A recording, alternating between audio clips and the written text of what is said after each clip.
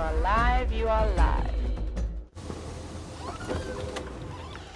Welcome to the Sunset Safari, although there's not much sun about. My name is Brent Smith, and I have Bryan Jeandre and the thumb. And it is a bearded thumb today. It is. A very, what was it? Hiding ticks or fleas and buzzing bees. For the fleas and a hive for the buzzing bees. There we go. So there, and on the other vehicle we have Jamie. Oh, there's a little steenbokkie running through the bush there. We'll just move forward. I think he's just gone behind. You see it, Bryan? Just through there. We have Jamie and Jeandre out. There it is, underneath the log.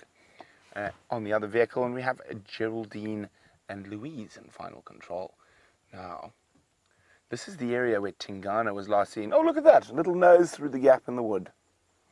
So we just decided we'd come have a quick look. We will probably head back to the Nkuhumas and their buffalo kill a little later on the safari. So Jamie and I are both looking for Tingana. So far, no tracks coming out, so I'm pretty confident he's still in this area. So I'm going to do a little loop around here. And remember, this is a live safari, and you are seeing the animals at the same time we are. So if we start jumping for excitement, it is not feigned, it is real, and it's happening right now. As well as the fact you're more than welcome to ask us questions about what's happening out here. And you can do that by popping us an email, questions@wildearth.tv, or use the hashtag SafariLIVE on Twitter. Now, of course, we don't only look for lions and leopards and things like that. We also have a look for birds and buzzing bees, as Bryan said, and all sorts of other creatures that might occur in this African wilderness. We're currently on Djuma Private Game Reserve, and this is where we all live as well. We live on Djuma Private Game Reserve. Oh, and speaking of birds, particularly beautiful bird that decided to fly away, but Bryan's still got them there, called green woodhoopus. Old name was a red-billed woodhoopoo, and they've got a long scimitar bill which enables them to pry under the bark and take out all sorts of little tasty treats. I'm going to sneak forward a bit, I think, Bryan. Try to get you a better view.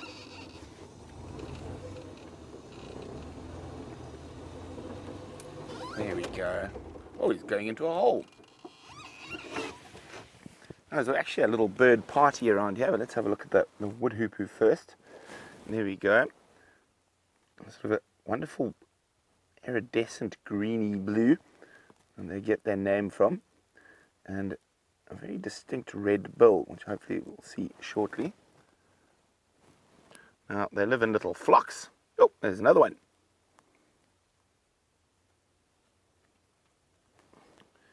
Busy little bodies, and they've got to be kept well fed in this dry climate. And we're going through a drought, so the insects are a bit scarce, and they're actually hunting mostly for insect larvae.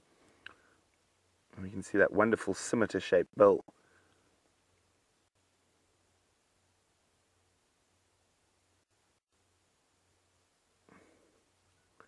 Hoppity hop hop hop.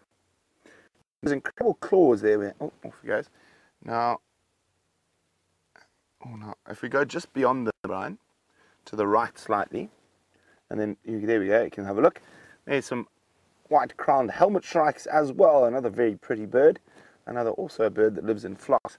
And it's not uncommon to find different bird species in a bird party, as it's called. So, although they're all insects, they eat different types of insects. So quite often, they'll disturb insects for the others. So the white-crowned shrikes will catch the sort of flying ones, while the red-billed, name has changed, green woodhoopus. Oh, there goes another bird, but that one's not going to stop. The green woodhoopus were looking for the more stationary insects that are living in the wood. Now let's see if we go very slowly, if we can add another species to our little bird party.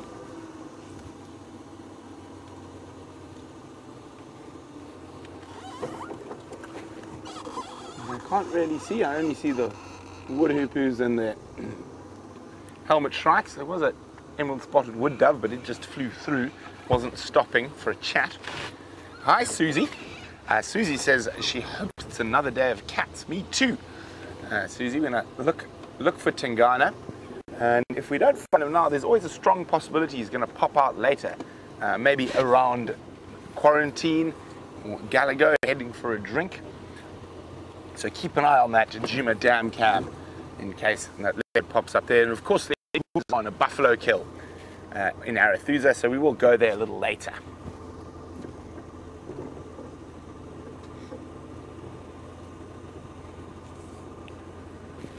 And while we scour the western reaches of Djuma, let's go see how Jamie's faring in the center.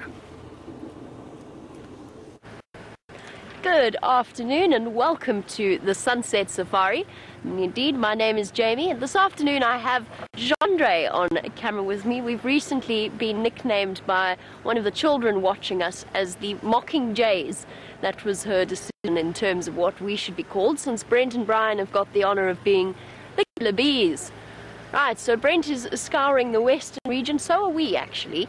What we've done is we've just both decided for the start of the sunset drive we're going to be looking for Tingana. We're doing a grid.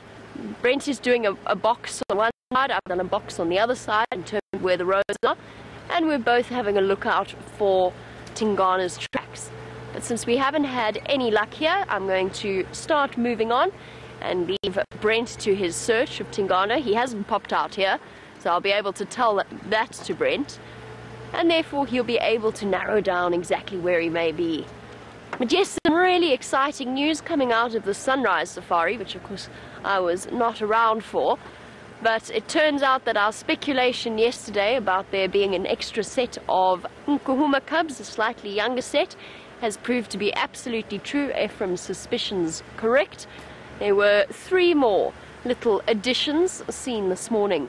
We're going to also go around in that direction. We're not going to go into the sighting at all. We're going to go around in that direction and just see whether or not one of the mothers has moved from the Nkuhumas kill, so the buffalo kill on Arathusa, all the way back to where their little ones are at Buffelshoek Dam. And it's a fair distance actually. It's a good, I would say a good 2.5 odd miles that they're going to have to travel backwards and forwards to feed off that kill and feed off the buffalo. There might even be a chance of them moving the little ones a bit closer to that buffalo kill. But definitely really good news there. I was just going off the road, by the way, to see if there were tracks there, but there absolutely weren't. I was tricked by a zebra. I'm very glad to hear that the Nkuhumas managed to get some food eventually. And no, Ohio, after yesterday, Romy in Ohio, it wasn't the same buffalo. So yesterday, for those of you who missed the Sunset Safari, we had this extraordinary moment where Dave and myself were following 3 lionesses. They actually caught a buffalo. They jumped on the back of a female buffalo and they injured her back right rump, but they just weren't able to take her down. They just couldn't manage it. Trying to find a nice spot to show you these kudu while I answer Romy's question. So Romy, it definitely isn't the same buffalo. First of all, it's a different area, and second of all, it is a male buffalo apparently. And it just goes to show that extra advantage of 2 extra lionesses that they had this morning as opposed to yesterday afternoon really did them an enormous favor in terms of giving them the advantage of numbers.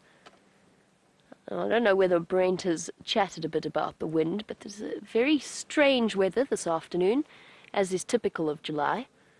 And that means that our animal, like the kudu, are feeling that they would feel more comfortable hidden away behind the trees and the leaves.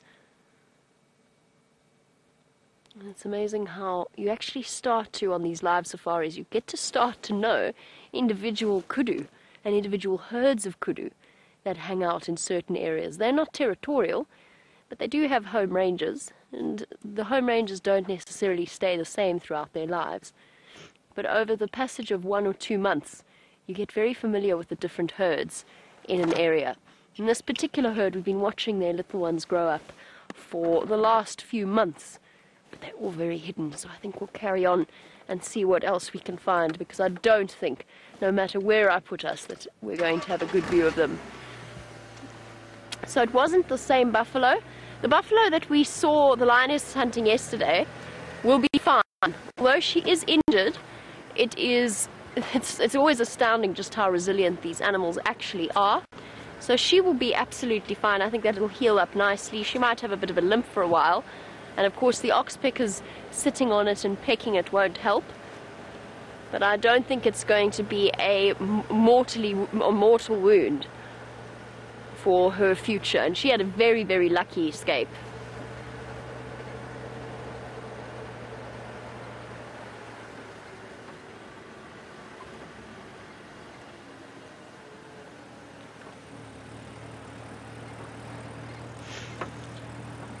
And a big hello to Sherry in Colorado. We know that Brent is making his way at some point back towards that buffalo kill. He can't head there straight off at the start of drive, but he will be going there at some point. And Sherry in Colorado has picked up on the fact that the buffalo that we get in this area, we often see them with skin diseases, whether through mange, through fungus, through, what's it called? No, so mange and fungus are sort of the two biggest ones that we're talking about when we see these bald patches on buffalo.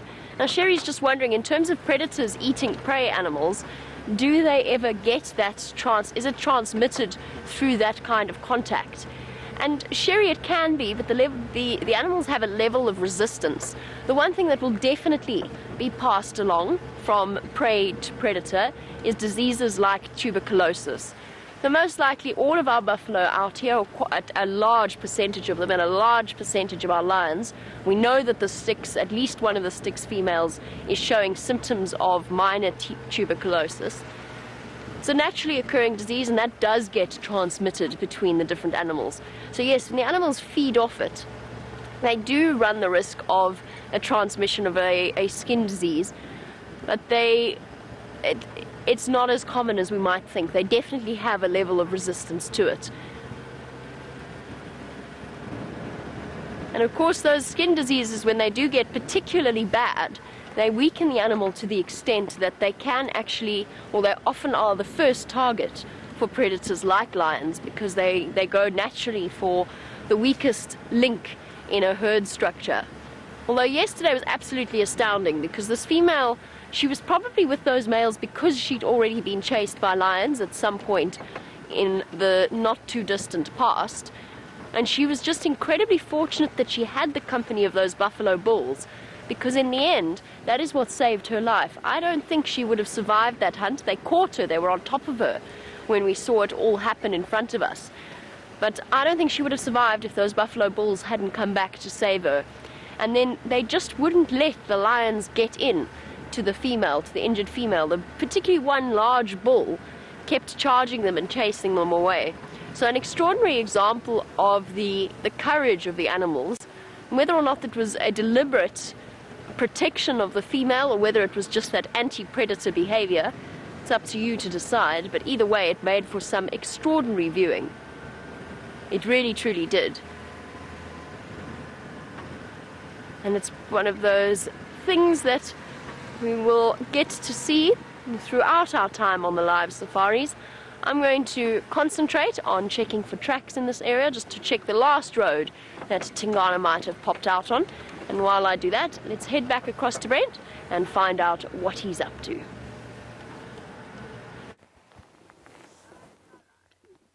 Now, there's a bird we saw on Cheetah Plains. Oh, and off it went a few days ago, that I thought I'd catch you all out with.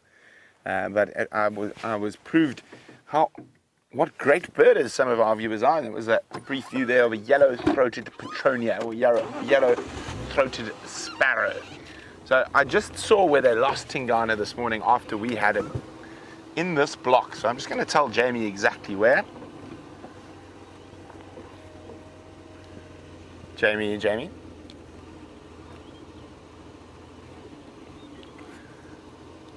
Jamie, I saw where Ephraim's off-road trucks were the last place to Tingana. It's about halfway between Impala Plains and the power lines. He was heading east. I didn't see any tracks coming out in Zoe, so it's possible he's still in this block. Here we go. What we're going to do is we're going to loop loop through here and actually check up towards Sydney's waterhole. Now, it's another one of his favorite routes as he cuts through here, and elephants or buffalo could have obliterated his tracks during the day.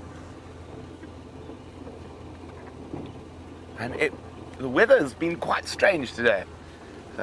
I walked on my way up to lunch, and it was bright, a shining sun. I needed sunglasses, it was so bright. Walked into the kitchen, walked out, and this wall of cloud appeared out of nowhere. And there's a few gaps in it at the moment, but it is getting very chilly quite quickly.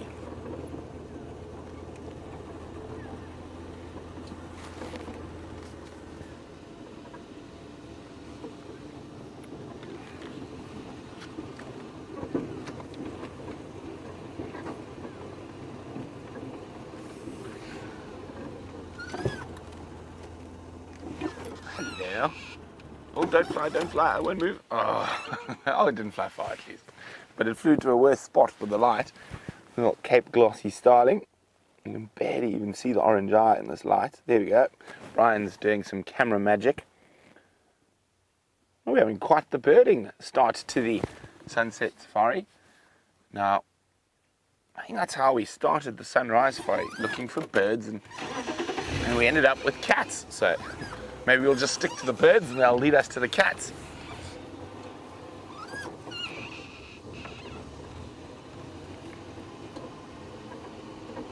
Oh, it's chilly. Now, Justin, who's in New York, is wondering, is Tingana patrolling more because of the arrival of Djuma and even possibly young Sindile? I wouldn't say he's patrolling more than usual, and he has got a very large area to defend. He's basically taken over with some extra the whole of Mvula's territory. So he goes he goes quite far to the north, all the way down to the south. His territory ends probably around the Cheetah Plains camp, and then I know he goes even further south than that, occasionally into Malamala. But he's got a massive area, probably 5,000 or 6,000 hectares he's got to try and defend, and that's why we don't see him for long periods at a time, because he's got to keep moving. Now, not only is there Djuma, I think Sindile doesn't really pose a threat yet, he's too young, but not only is there Djuma, hello, a very relaxed yellow-billed hornbill. Now, as I was saying, not only is there Djuma, but there's Shivambalan, there's Anderson, there's, I'm sure, some other leopards we don't know about that he's also got to contend with. Look at that. They are funny-looking creatures.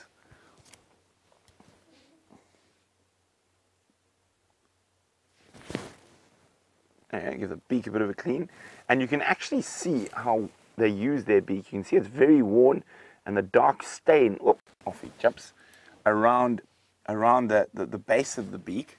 Here's there. From feeding, that's where that dark stain comes from, and you can see him aggressively attacking that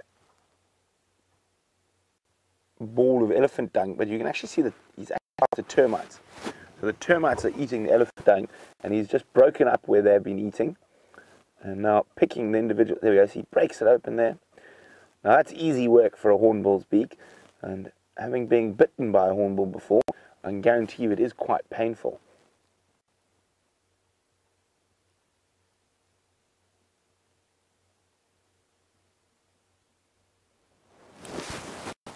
Very adept at using their beaks.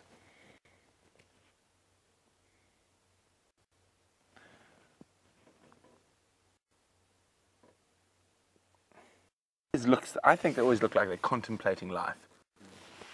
Oh, no termites to eat there. Let's let him continue on his hunt for sustenance.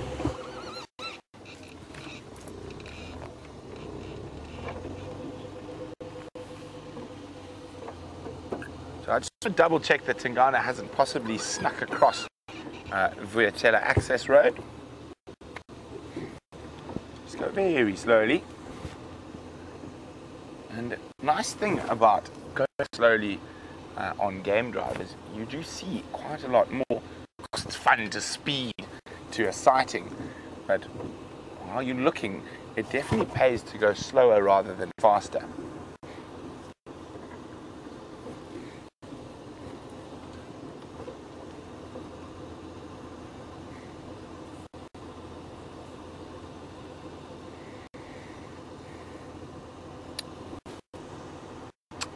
Hi, Aaron, and as James told you guys on the sunrise safari, Nkuhumas was found near Sydney's dam with an unknown female. Well, she's not unknown, she's an unrelaxed female that comes in very occasionally into Buffelshoek from the Manuleti. And as far as I know, the last word is that they both crossed into the Manuleti, and I think Nkuhumas, it looks like Nkuhumas stole the remnants of a kill from her.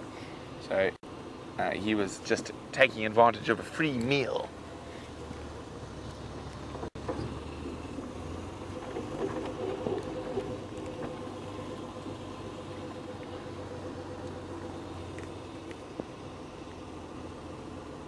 Okay, so all these big animal parts here, Tingana has used in the past, so always good to double check them.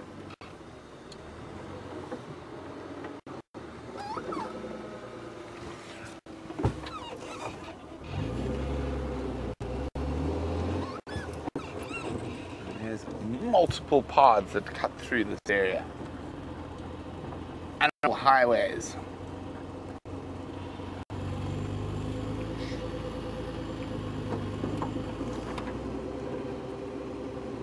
Oh, something flew into my eye there. Got it. Probably the only insect left alive in the drought manages to find my eyeball.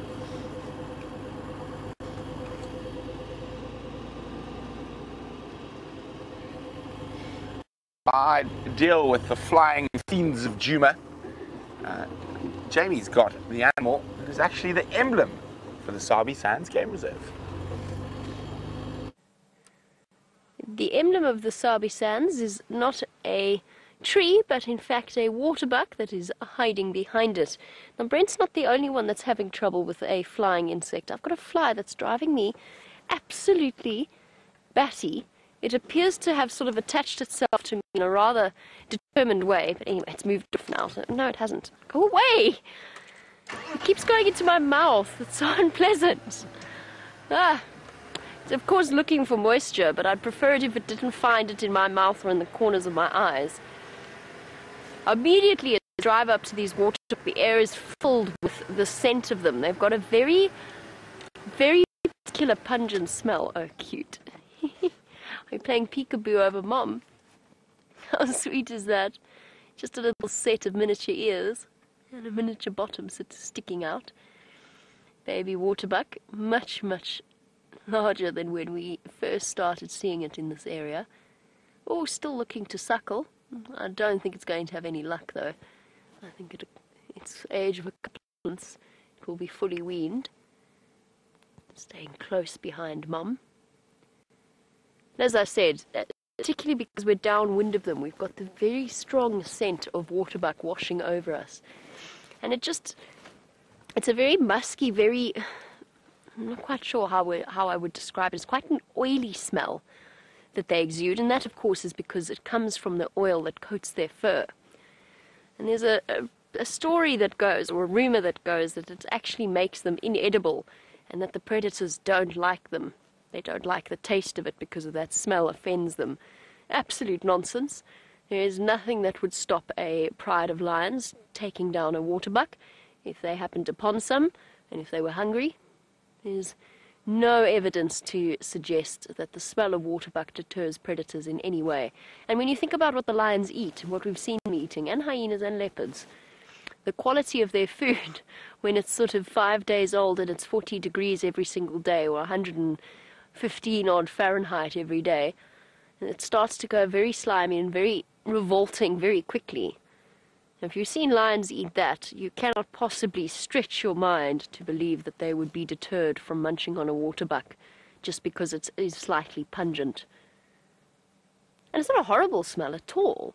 It really isn't. It's just very animal. It's a very animal smell. That was not very descriptive, I'm sorry. My olfactory description is clearly not up to par this afternoon. Jeandre, what would you say a waterbuck smells like? VM's the best at this game. VM has decided that a musk bull elephant smells like what we call rotten oros. Well, we don't call it rotten oros, we call it oros in South Africa. Go away! Waterbuck looking at me like I'm completely loopy, and it just keeps invading my personal space. I'm trying to find you another view of it. In my mouth again. Out on my arm. Out on my hand. This is really too much, Fly. This really is too much. Go away. Where's Steph? Where's Steph when I need him? He'll get rid of it for me. Listen, Fly, there's a whole heap of pungent waterbucks not 40 meters away from us. Could you please go there? Jeandre says I should just do us all a favor and swallow and get rid of it completely next time it's in my mouth. I object strongly. Nobody likes a fly. Nobody likes an irritating fly. Excuse me. Thank you very much, Jeandre. Here's a view of the waterbuck baby. Jerry, of course, is now telling me not to get sick and not to blame her if I do, which is a bit sort of cheeky, since she brought the disease back into camp with her from leave. But don't worry, Jerry, I won't blame you, and I'm not sick. Jeandre says you'll blame Jerry. So there we go. The waterbuck with the very strong animal smell, as I described it. Because I really cannot think of any better way of describing it. I need a better description, I suppose. A one-day-old buffalo carcass, you think? That was Jeandre's description. I'm not sure. It doesn't smell sort of rotten meat enough for that. We're just talking about their scent in answer to Mary's question while I attempt to rid myself of this passenger that I have acquired. He's very persistent. Just talking about them. No, Mary, they don't have oily meat. It's an oil that just goes across from basically almost like the equivalent of a waterbuck's preening gland. Sebaceous glands throughout their skin that they secretes the oil and that then flows over their fur, and that's what gives them the smell that they have. It's also what waterproofs them, but it doesn't extend to the meat itself. So their meat is like most venison meats, very, very lacking in fat content. The only animal out here with very, very high fat content is a hippopotamus. Waterbuck are pure muscle underneath a coat of fuzz. And this little one is too sweet. He really is, or she really is. And we started off a couple of months ago seeing these little waterbuck calves left all on their own, away from the mothers. And that is what waterbuck do when they initially have their babies. They hide them away in vegetation and they just leave them. And that is their approach to parenting, which is not necessarily a bad approach. It's just the approach that a lot of the larger antelope species follow.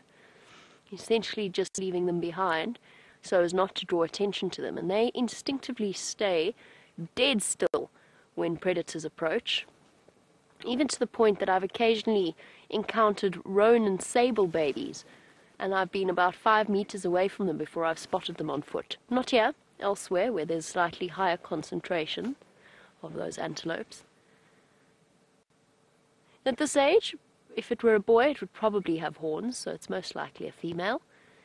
Most of the little waterbuck male calves are starting to grow the tiniest little points of horns on the tops of their heads. So, and the waterbuck, despite being right next to Treehouse Dam, will have to wait another few months before they can live up to the name waterbuck and spend as much time in the water as they usually do. And that, of course, ties us back into why they're oily in the first place, which is to waterproof their coat. You know, I'm not sure how it's happened, but somehow the fly has given up. It has abandoned its quest to enter either up my nose or into my mouth, and it seems to have gone away. I'm trying to see if it's on Jeandre anywhere. Oh, Jeandre says he ate it. He didn't, of course, but if he did, I'd be quite grateful. It's definitely improved the quality of my concentration, but apparently not my smell description.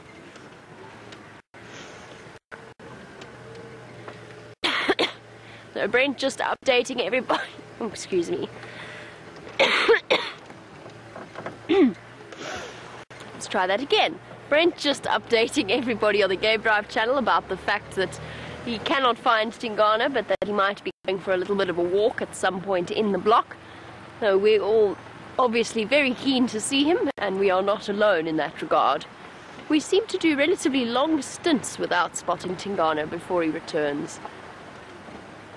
I also heard a rumour that Karula might be somewhere in the vicinity, so we're going to be looking for her as well. As always, we're always on the lookout for Karula.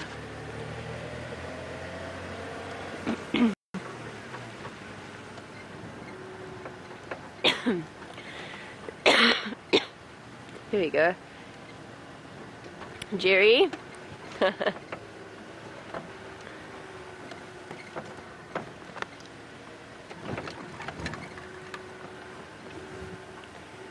And as I hack away, James Dungan would like to know which trees of the area would help to boost immune systems in order to aid against fighting infections that Jerry's brought back from her leave cycle. Poor Jerry, shame. It's not a very pleasant way to finish off one's holiday. So James, one of the big things would be to try and get hold of, obviously this sort of goes without saying, but you know how we always talk about during flu season, make sure you get plenty of vitamin C, have your oranges and your citrus fruits. The same applies here, and marula fruits would be a very good way forward. Unfortunately for us, marula fruit season is not in the middle of winter, which sort of makes sense. And if you were to go looking for baobab trees, which you do get not necessarily here, but you do get in a little bit further north, you could go and get some baobab fruit, which also has very, very high contents of vitamin C, which of course is known to boost immune systems. And then there is a bushman's fever tree or fever berry, which is also used to combat, that's more used to combat the symptoms of a cold or a flu. Two little steenbok racing furiously away. Luckily, our cameramen are some of the best in the world, and they have the speed to manage to show you that brief view of two disappearing tan and white bottoms of a steenbok pair that were obviously foraging here. Now, there's a very traditional belief in terms of medication, in terms of plant medication, that a whole host of things can be treated through blood purification. And that was something that Herbert was teaching me about on Bushwalk the other day. Herbert, of course, being a fount of wisdom when it comes to such beliefs and such cures and potions and so on. And he told me all about a tree, which is the monkey pod, or one of the senna plants, that is used, that what they do is they take the roots and they make a potion out of the roots, combined with the magic guari, and they use that as a way of blood purification. And blood purification is believed to be a way of helping to prevent disease as well as to cure some of them. Now, there's lots of different things that you could use out here. Unfortunately, none of them really are that prevalent on Djuma. Now, there's certainly no marula fruits. There's no baobab for us to go and collect the fruit from. I love baobab fruit. It's one of my favorite fruits out here. I'll just have to make do with the traditional vitamin boosters while I head off. And I'm not sick, by the way, don't worry. I'm not ill at all. Jerry can relax. I'm not going to shout at her. Just coughing. So while we continue on and decide where we're going to go from here, let's head back to Brent to see how his search for Tingana is going.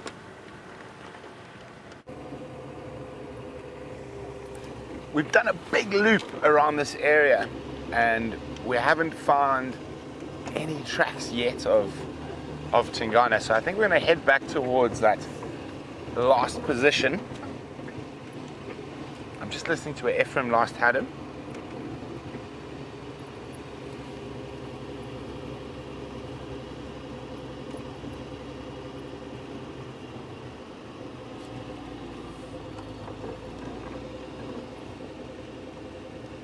Sorry, what was that message?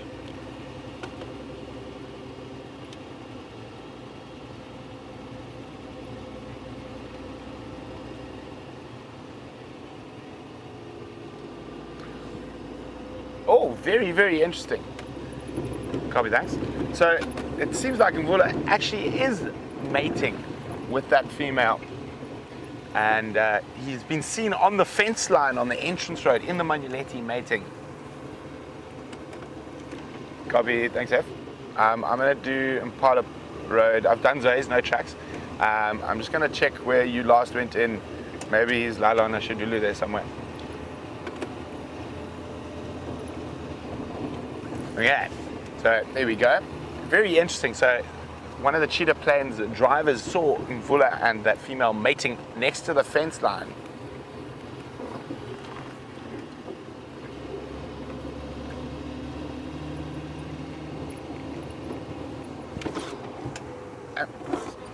The Franklin running off. Copy, thanks. Okay, so Ephraim was just letting me know exactly where he lost Tingana. So we have been in that area. We've done now a first small loop and then a bigger loop. And I'm pretty confident there haven't been too many ellies around. They haven't trampled any tracks. There haven't been any big herds of buffalo.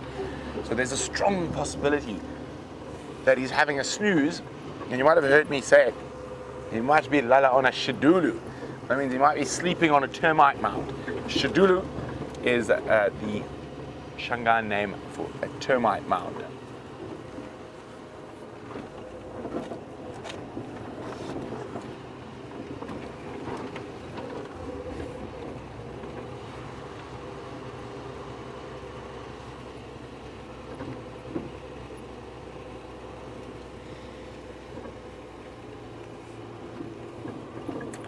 So, X Ranger says, for our new SafariLIVE viewers, what tracks do we like to point out that we see most often or because they're rare?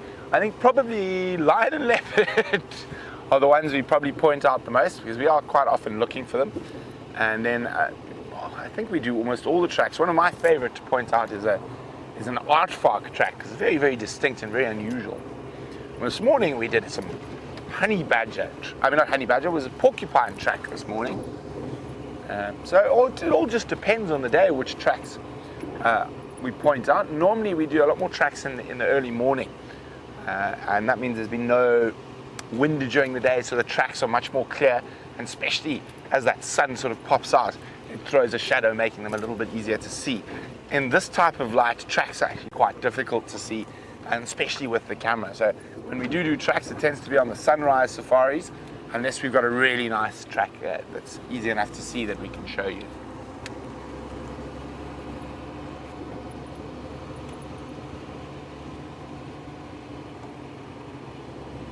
Okay, so we nearly where Ephraim lost Mr. T.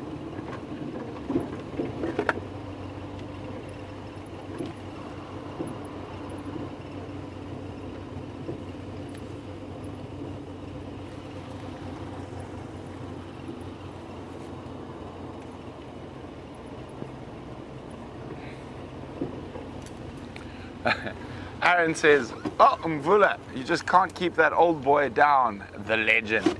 Yes, I think you better be careful because Tingana is not too far. Oh, you silly hornbill. Ooh. Okay, Bryan, through that gap. He's moved. It was a beautiful little chagra.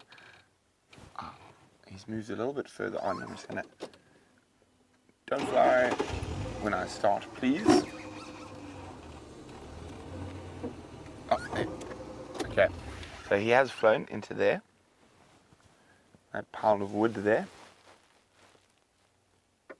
Now, oh, there he is. Right at the base. Well done, Bryan. Here we go, little Jeandre. Ooh. Now, which Jeandre is it? I haven't had a chance to have a good look. We get 2 species of Jeandre here. Oh, there we go. Aha.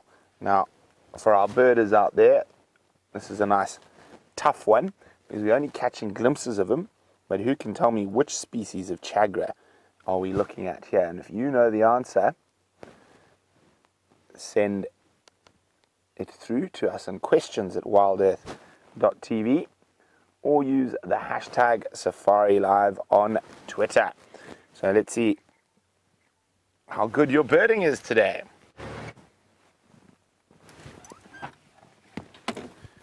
Oh, yay! Right now we're just saying we really hope the sun comes out. I just want to bask for a second. Oh, so nice. It's so much warmer.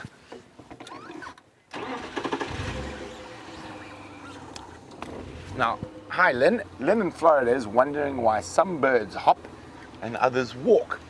Well, a lot of it's to do with what they feed off, Lynn. So a bird like a Jeandre, he hops around trying to disturb insects and thickets like that.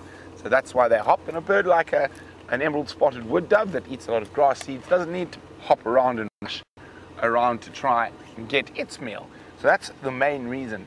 And of course, there's various different gaits and types of hopping and moving between the different birds, depending on how and what they feed on.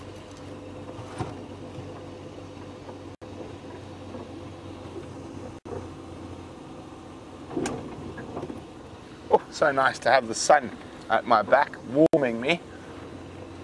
It was getting quite chilly. I was even thinking about putting on my other jacket not so long ago.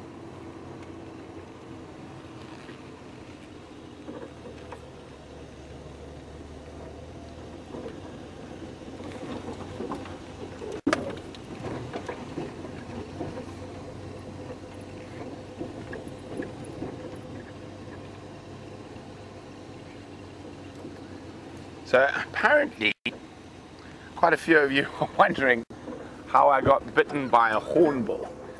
Now, isn't that a story? Well, it's not that exciting. A hornbill actually flew into the window and stunned itself, and I picked it up and tried to revive it. And when it woke up, it wasn't so impressed, so it mauled me. And fortunately didn't draw blood, but they are capable of. But I was moving it so it didn't fly back into the window again. Now, hornbills can get very aggressive with windows, and it actually happens at our house every now and then. If the light hits the window at the right angle, it becomes a mirror, and the hornbill sits there and sees competition in the mirror, so it attacks this bird, but just won't go away, and it's in its space. So that's quite why we'll keep our curtains closed during the day, especially in the early morning, and that's when that glint seems to really attract the hornbills to bash on at the window. Now I just saw a little plant I want to pick up here, and it's quite a cool plant, especially because it gets dark a bit earlier, so we might even get to do a little demonstration later. You're going to have to remind me after dark. I have to pluck it. There we go. That should be enough. I'll pop it on the dash so Bryan can show it to you.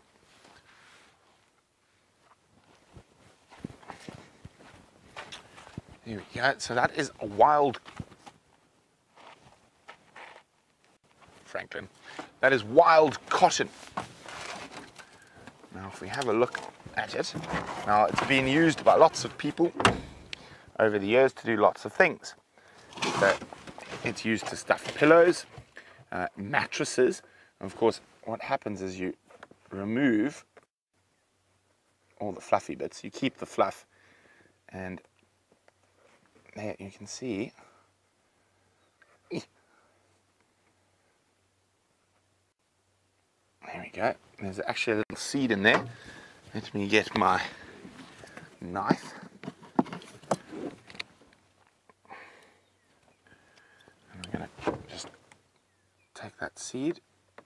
Oh, it's a strong seed. Actually, I'm going to do it on something a bit harder so I don't put a hole in the car. And do it on the top of my box. Oh, come back. Actually, I think I'm going to go for the crush option rather than the cut option. Probably a little bit easier, one would think.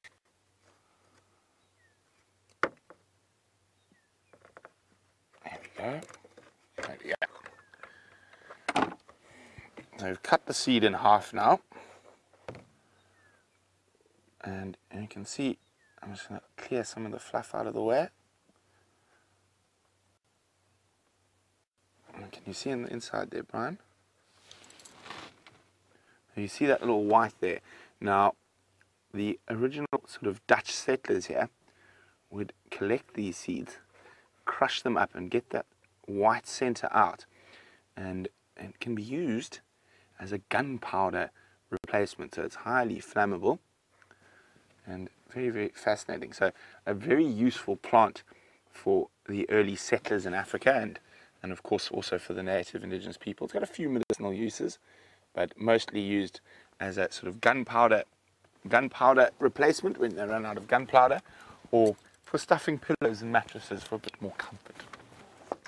But now you don't find too much of it around the place, so sometimes it's going to take about 5 years to stuff a pillow collecting wild cotton. Okay, so I think we've got some answers in for the bird quiz.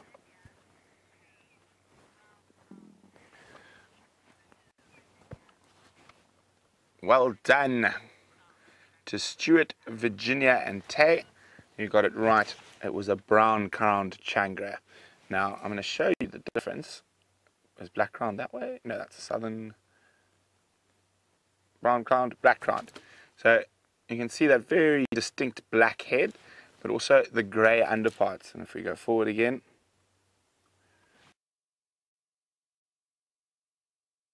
have the black head. It had a little red,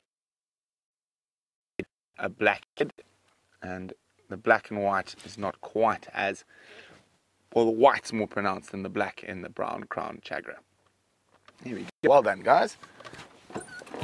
We've just arrived in the area where Mana was last seen.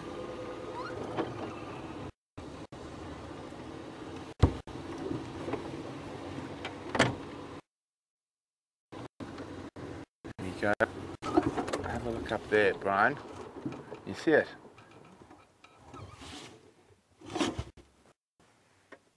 There we go. We've got a big bird of prey in the distance. It's a white-backed vulture. I thought for a second it might be dropping, but it's not. It's just cruising past. So when they drop, they really drop like a stone almost, fold their wings and dive down.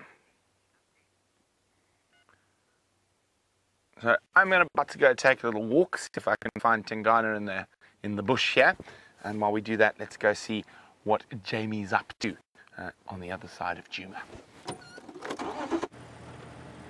Oh, well, Brent goes for a little bit of a walk to see what he can find. We don't need to, because something has found us.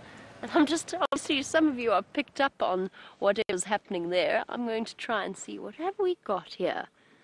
What have we acquired there, Jeandre? I can't focus on it. Of course you can't. Jeandre has a bug on his screen, and I'm attempting to find something to pluck it off with without doing any kind of damage to the screen itself. So prepare, everybody, for a slight headache as I go and attempt to pick this up. What are you? I don't want to touch the screen. I think Jeandre will kill me. No, it's okay. I can clean it. You can clean it. Jeandre says he can clean it. Sorry, everybody, for what must feel very invasive. Oh, it's gone. Aww. Oh no. Aww. It flew away, whatever it was. It sort of looked like a termite with wings. It was definitely not a termite, but that's roughly what it looked like. Oh, I was going to closely examine it and tell you what it was, but it has vanished. My apologies. Oh well, at least you can see now without a spot on your screen.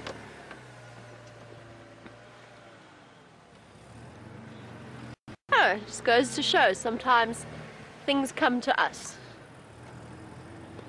We're not too far away from Buffelshoek Dam, and we're going to do a quick loop of that area. We're not going into the sighting of where the cubs were seen this morning for a very good reason, and that is, the biggest one is that they are too young and the mother is not there. So we won't be going there. It is a closed leopard tracks, very fresh leopard tracks. Look, everybody look, she's here somewhere. I just smelt her. There's a steenbokkie. Look at these beauties. Oh, I say they're very fresh. Who was tracking here this morning? Somebody circled them already. Sorry guys, I'm going to try to pull over so you can see. Can you see that circle there, Jeandre? Oh, I'm a bit too close. There we go. Somebody's been tracking Karula. But I just smelt leopard territory spray. Well, I suppose the smell does linger for a little bit. But somebody's feet, Brent's feet, those are Brent's tracks wandering around. Did Brent do a track segment on Drakensberg Road with leopard tracks? Because this is very interesting. She was striding forward. Okay. And she's gone in to the block around Djuma Pan. Oof, it's a difficult area. Let us go investigate. I say Karula, I obviously have no idea whether or not it is Karula. But that being said, chances are in this area, the fact that it's a female's tracks, it is probably her. Alright, well that changes the game a little bit. Certainly changes our route. Let's go and see if we can't pick up any sign of her on Djuma Pan Road.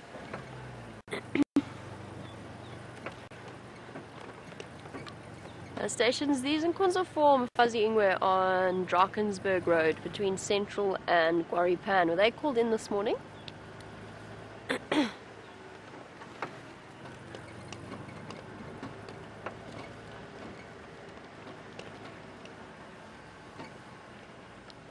From the Nkuhumas form Fuzzy Ingwe on Drakensberg Road, cutting into the block between Central and Djuma Pan.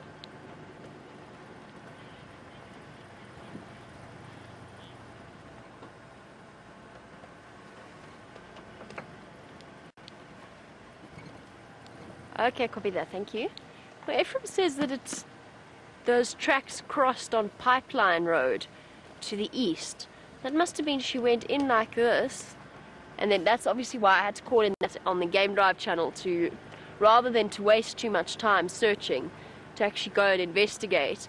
It's a good idea just to get an update in terms of what the guides have found this morning. I just want to go and double. Oh yes, her tracks are back on here.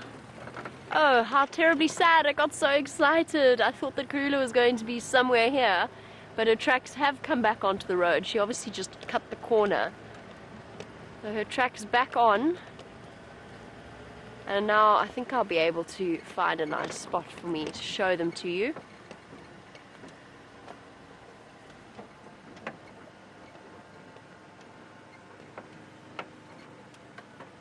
Oh, there we go. So we have an answer from Crystal. Thank you very much. Brent and I think he forgot to mention, he did say that he thought Karula was somewhere around here. But Crystal has sent through the update that Brent tracked her backwards and forwards until last she heard she was disappearing off onto Torchwood, or her tracks were walking off onto Torchwood. Thank you so much, Crystal. Very much appreciated. Now, we're not going to... It just means we don't spend too much time tracking an animal that has actually left our property. So Torchwood, for those of you who are new, it's a property that lies to the east of our boundary, and it is not within our area of traverse, so we can't go there. And we can't follow her in that direction, which means we have to leave it to the others to hopefully find us for her, or keep an eye on her movements and let us know whether or not she's on her way back to this area. Oh, I got so excited. I was really hoping that we might have a Karula sighting. Lots of hyena tracks as well around here, which I'm sure they're not fresh, but they have been around and about, which is again a dangerous thing for our little lion cubs that are hiding in the drainage line over here.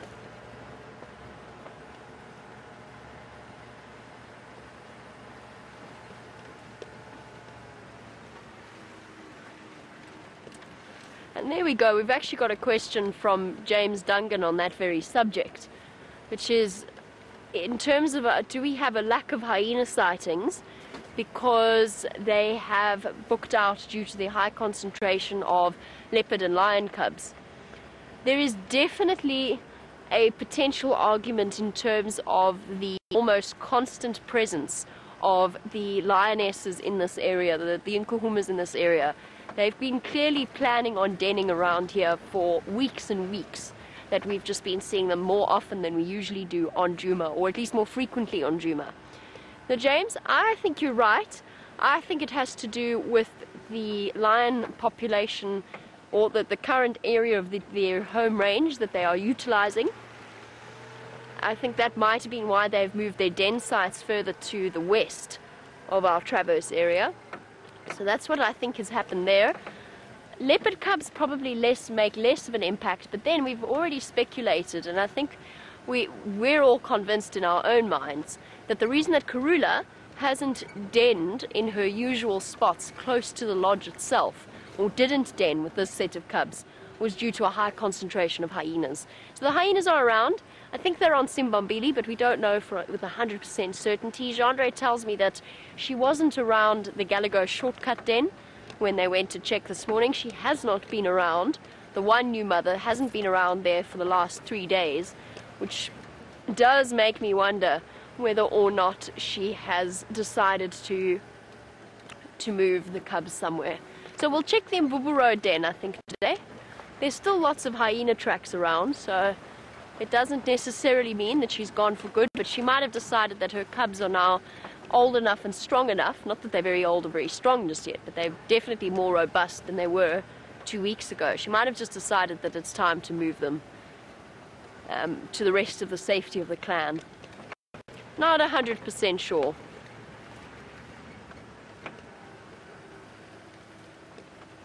Oh, we're coming up to Buffelshoek Dam.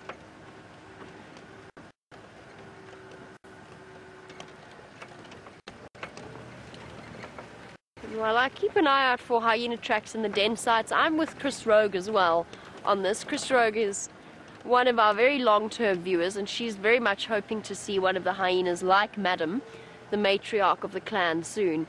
I couldn't agree with you more, Chris. I do feel like it's been a really long time since we have had a proper sighting with them. And that's just, I think, because they have moved their den site. But Chris, I saw lots and lots of little tracks. Not little tracks, but sort of half-sized tracks that could easily have belonged to the sub-adults, or to the November, December, January twins. Just pulling up to Buffelshoek Dam to do a quick check for any tawny figures that are lying up in the shade, perhaps came to have a drink. No tawny figures here, apart from one very large, very brown shape at the back there.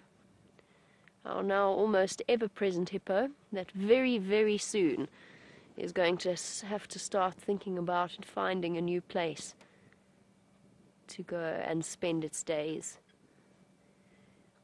Also 2 Egyptian geese that we regularly see at Buffelshoek Dam. And as you can see, the mud at the top, well, pretty much now covering most of Buffelshoek Dam. Buffelshoek Dam is drying up very, very quickly. What date are we? Where are we in July? 10th-ish? Oh, there we go. It's the 11th of July. No, it's the 11th of July now. My bet will be that this dam will be completely dry by the end of July, would be my guess. There's actually a catfish as well. There's a catfish sort of flopping about on the left side there. If we go a little bit to the left, where there's if we go up a little bit. Sorry, Jeandre, I know you couldn't see it. If we go up Okay, a little bit to the right. I saw a catfish moving around there, exactly where you are. There it is. There we go, we've got that motion there. Or is that a terrapin? I think it's a catfish. It's quite hard to see in this light. It's very tricky to see in this light. Oh, it's terrapin. That's definitely not a... Or is it? No, terrapin. It's a terrapin. No, it's a terrapin. Can't see. Okay.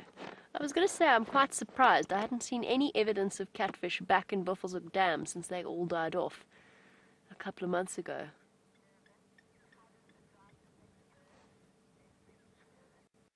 And while we watch our sort of clear example in which the drought impacts the various species of this reserve, Gary, in Durban, you wanted to know how does the drought affect the birds of this area.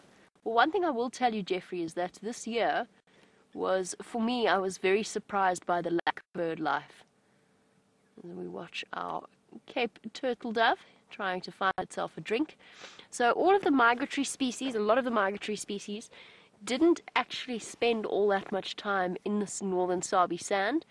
I know that my friend who works probably about 70 odd kilometers away in a straight line, but closer towards the Drakensberg Mountains, they had more rain, therefore they had more bird life. So a lot of the birds like the cuckoos, oh that's awesome, Jeandre. A lot of the birds like the cuckoos and the other species actually moved away to where there was higher insect concentrations as a result of a little bit more rain. The birds are fortunate. They've got wings. They'll be able to be much more resilient.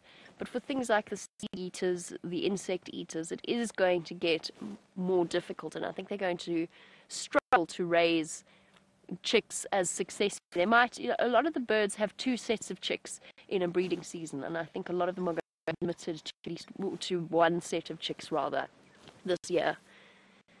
Our fish eagle still pays a visit every now and again to Buffelshoek, sorry, not Buffelshoek Dam, to Arathusa Dam, but that is slowly disappearing as well. It will mean for us just a smaller variety of bird species that we see. They'll be fine, they'll go and find different water sources, but it means that we won't see as many to add to our bird lists. It's baboon tracks, not Karula tracks. Let's do a quick loop in the area, just fingers crossed that Karula might have decided to come back. We can but hope that she has decided to move back into this area, although that being said, we don't really want her to stay in such close proximity to the lion cubs either. First of all, she is a threat to them.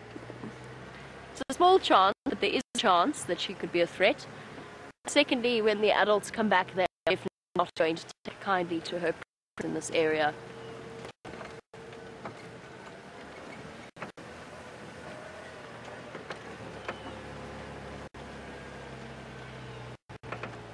And speaking of bird life, there's a very angry oriole in here that I'm going to try and find for you. Whew. Try and spot a bright yellow bird in a whole load of dead yellow leaves. Aha! He's at the top left-hand side of the torchwood, Jeandre, in that little gap. I'll direct you in. Sort of left-hand side. Further to the left and up a little bit. There he is. Perfect, thank you. You can hear him. Just listen to the sounds he's making.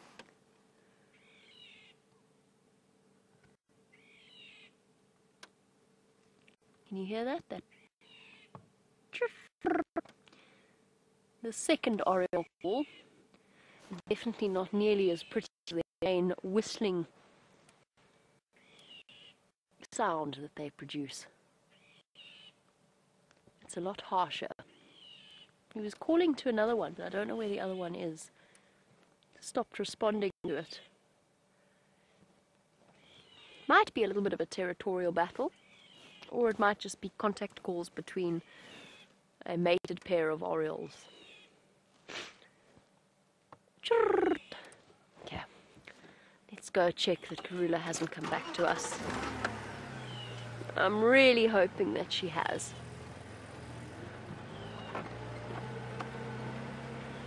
Maybe somewhere in this block.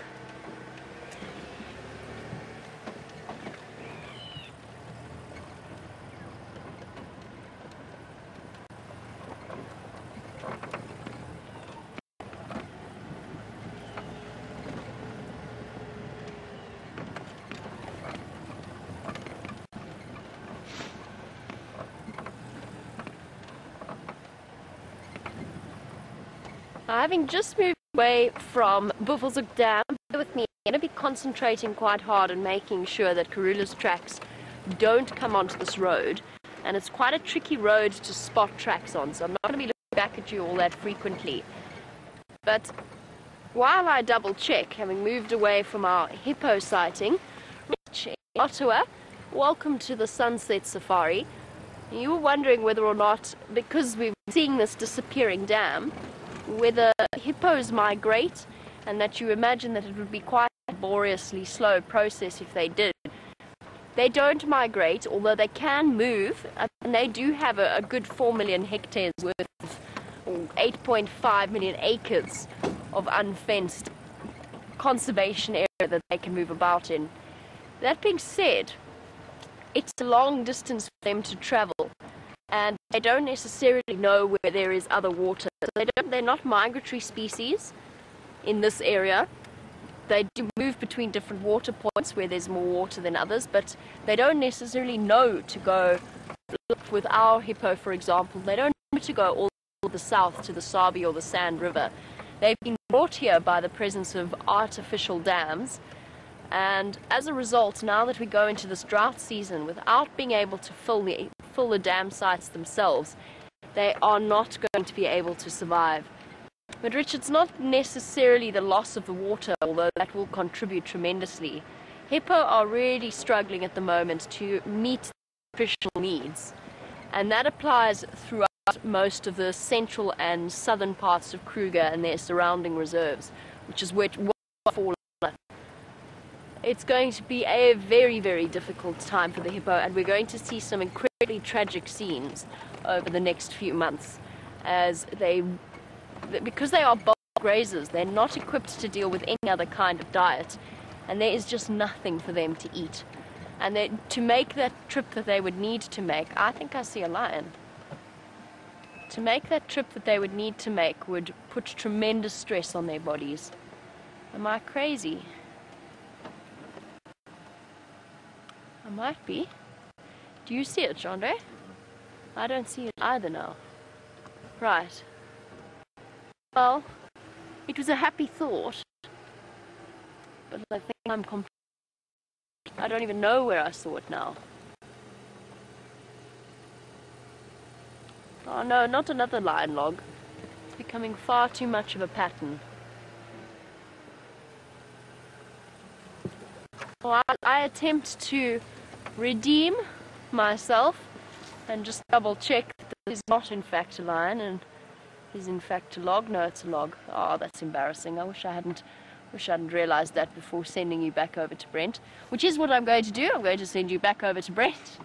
I'm going to gloss over the fact that that's another lion log, and I'm going to send you over so he can find out, or no, so he can tell you how his walk went.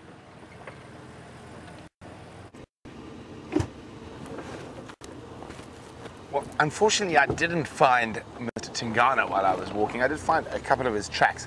I think there's a very good chance he's going to pop out around the Djuma Dam camp at some point this evening, and or at the Gallagher, but around camp. So I think it's a good idea to check that area a bit later on the Sunset Safari. We are very slowly making our way towards Nkuhumas Pride, who are still on that Buffalo Kill. I'm going to go check around Red Dam first. And we did have that hippo there this morning.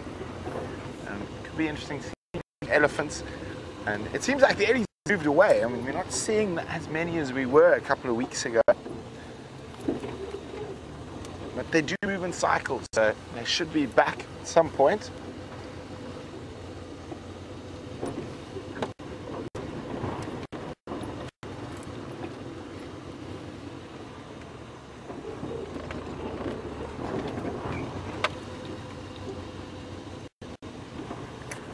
Well, a massive Safari Live welcome to Lana. Welcome to the family. Lana is a brand new viewer. She says, this is so amazing. I didn't realize it was on YouTube. We are, Lana, 365 days of the year, 6 hours a day. From, at the moment, 6:30 a.m. Central African Time to 9:30 a.m. Central African Time. And then again in the evening from, what time? 3 p.m. Central African Time to 6 p.m. Central African Time. And as Lana, you can see, we're live and interactive. So send us some questions if you're wondering about anything out here. Now, unfortunately, it doesn't look like there are any elephants. But we've got some birdies. And I like my birdies. And there's a particularly noisy birdie there called the blacksmith lapwing. And they get their name from the fact that when they call, they sound like a blacksmith hammer tinking away. And we can hear some very, very loud hornbills in the background. Now, the blacksmith lapwing, you will only really find them around water. If you find them away from water, they're probably flying on their way to water. So, the other lapwings we get here tend to be more on the open plains. There are a couple of water-based lapwing species. The blacksmith, the long-toed, and the white-crowned are all very, very much water-dependent species. As I said, you can hear that. And I'm just going to, up in the tree, there's a red-billed hornbill. We had a very nice view of a yellow-billed hornbill earlier. Well, do you want me to go back, Bryan? Let's just move back a little bit.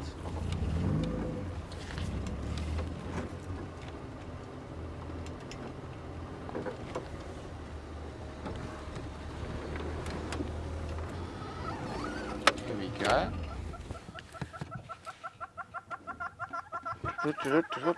Making lots of noise. Yeah, a red-billed hornbill. So that's the second hornbill species we've seen on this sunset safari. Now, Roger's wondering, are they related to the toucan? I think the toucan is a type of hornbill, but not a direct relation to our African hornbills. I think they've evolved separately. Yeah, doing a bit of preening, making sure it looks good for the ladies. And a lot of that calling is, oh, I heard something there.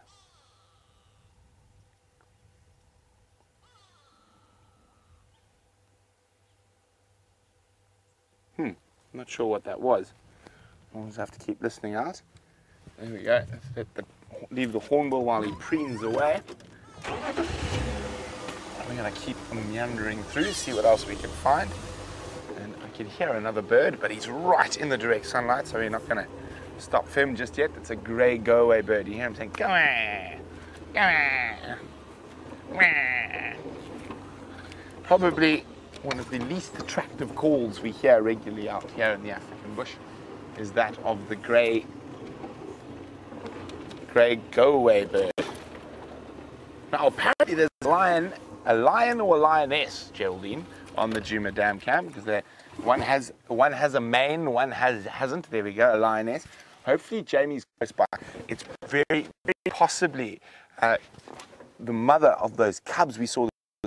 So hopefully jet there and maybe to see the greeting with the cubs. So we're going to stay. I think Jamie's a bit closer than that. I'm going to stay on our way through that. And there we go. There's the grey go-away bird going. What? Oh dear.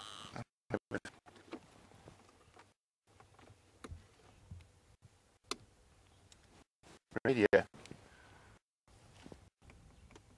problems. Oh, that's fine. Sing.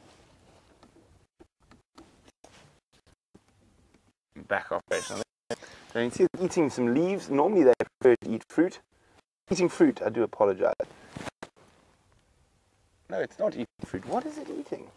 Eating new little fresh leaves from a knobthorn tree. And now, normally they prefer fit to eat fruit. There's no fruit around in the winter, and we're in a drought.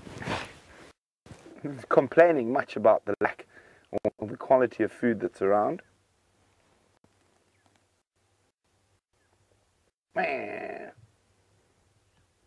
One, two, no. One, no.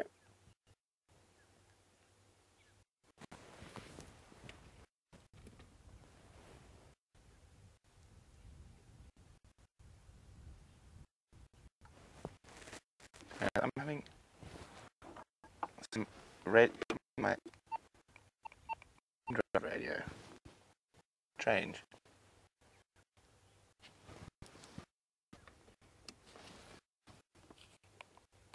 Yeah, I think I fixed it.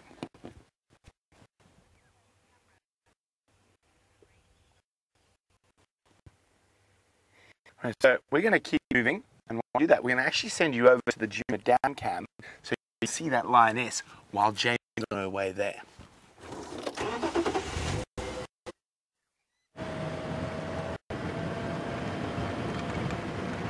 Okay.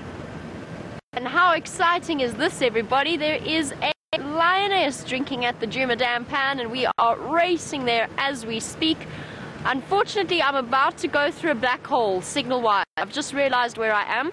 I'm racing. I'm closer than I thought I was. I'm on my way to her, and we are going to signal in the next 10 seconds as we go down into this dip.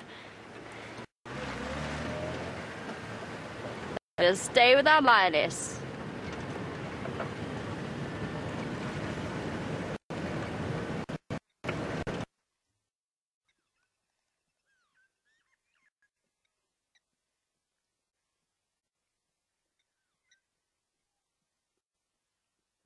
Turn.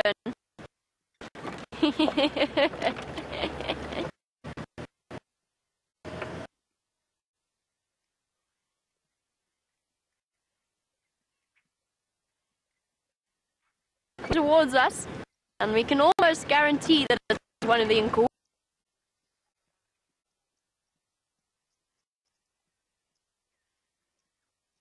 I would.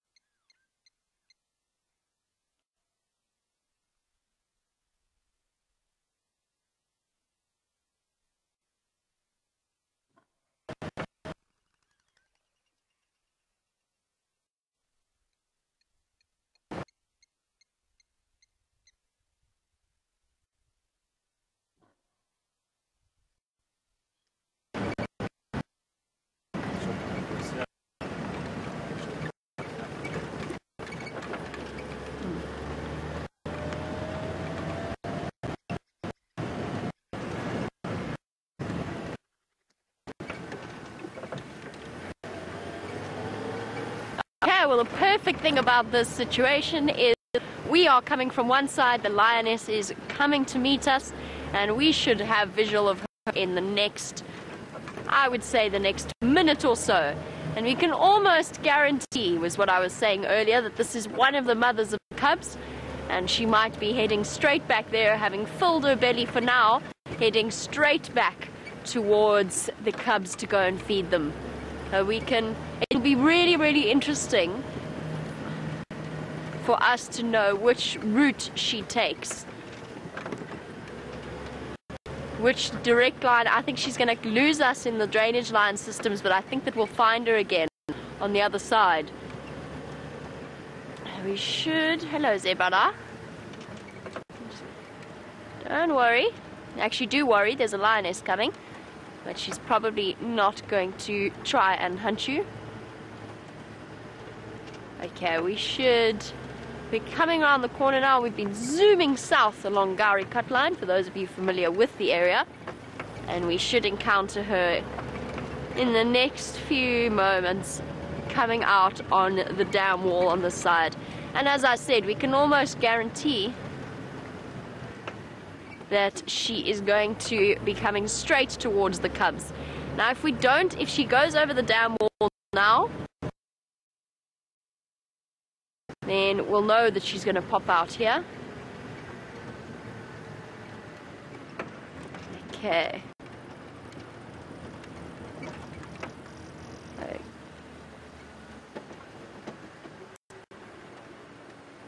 Be here somewhere. She's coming. Oh. Hello, big girl. Surprise. You go feed your little ones. Yep, definitely a suckling mother with one very full belly. And she's going to come past us on her way.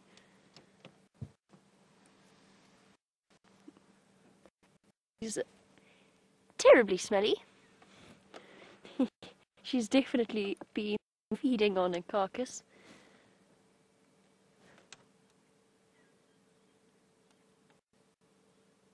Here she goes. Taxon's also got this update as well. I'm just going to call this in.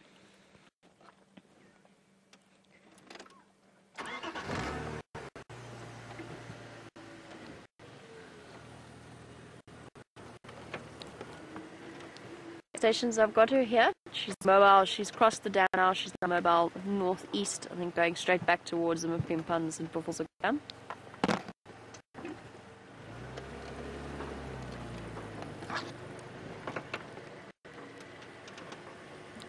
That's affirmative. I'm going to stay with her.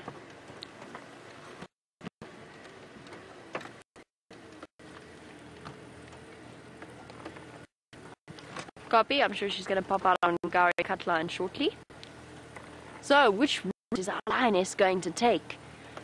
All of the lionesses follow the same path when they cut this corner. They then either go north up Gari cut line, which is what I'm hoping she's going to do, so that we've got her on the road for the majority of the sighting, or she's going to cross the Mulwati drainage line. Look at that belly flapping side to side. Oh, a slight thorn on the foot.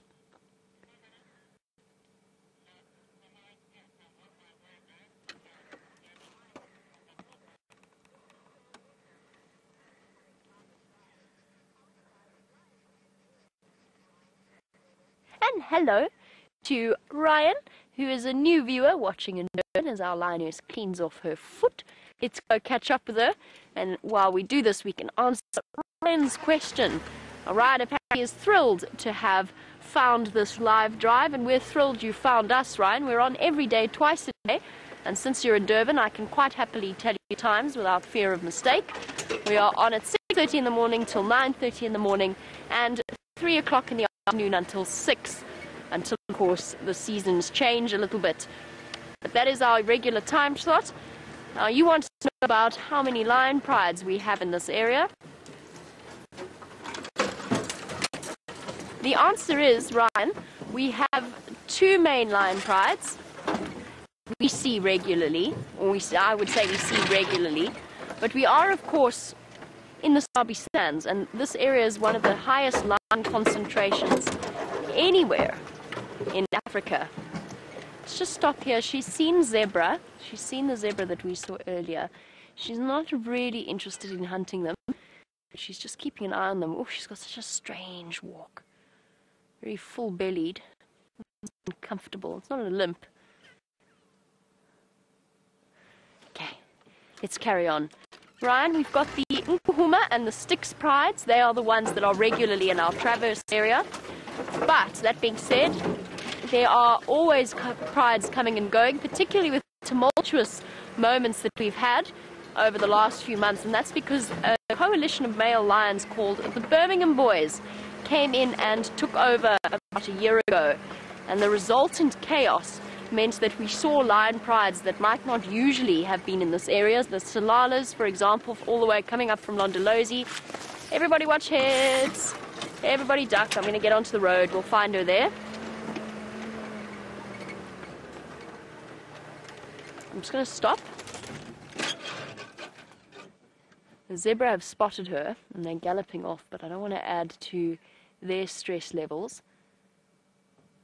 So we're going to let them just move ahead, because her instinct is going to be triggered by their running motion. She might even thinking about a half-hearted hunting attempt, although I doubt it. She's watching intently, but she's still walking. She has been spotted. I don't think she's going to be bothered there. So Ryan, we've also got the Tsalala Pride, the Mangeni Pride, or the Tsalala Breakaway Pride, the fantastic Shimungwes, that are some of my favorite lions. Here, the road's just ahead of us. Some of my favorite lions, just because they're the underdogs. And then, of course, the Coalition of Birmingham Boys, which is a group of 5 young male lions that entered onto the, or was a group of 5 male lions that entered onto the scene a year ago. It's now 4. One of them died of natural causes. Let's just watch this scenario play out. Zebra racing off. A lioness about to pop out onto the road. Bernie, she's just come onto Gari Cut line now. I'm going to see if she's going to continue mobile north, or if she's going to go into the drainage line here.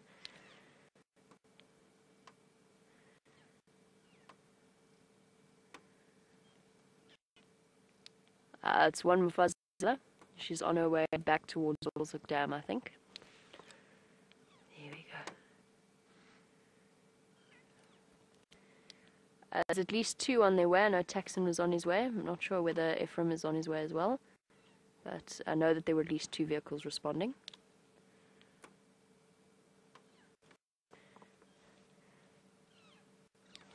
Okay, she's just gone mobile into the drainage line here to the east of Gari Cut line. I'm not going to be able to follow her, I don't think, but I'm sure she's making her way straight towards Buffelshoek Dam.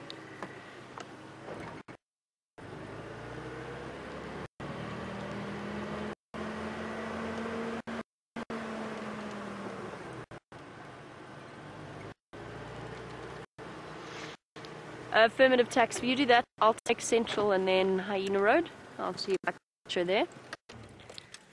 Oh dear. Okay. We cannot go in there, guys. There's no point to us going in through there. Sorry, everybody. I do need to be on the Game Drive channel. Tax is trying to contact me. We can't go in there. We won't have signal. We can't follow her there. Tax, I wasn't mobile this morning. I heard reports that there were around that drainage line system to the east of Buffelshoek Dam, but I'm not 100% sure.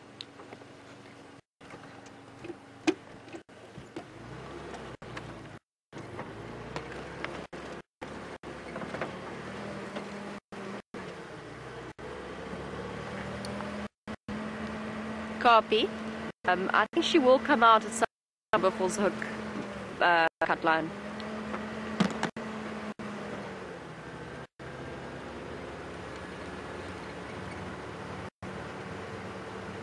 Okay, guys.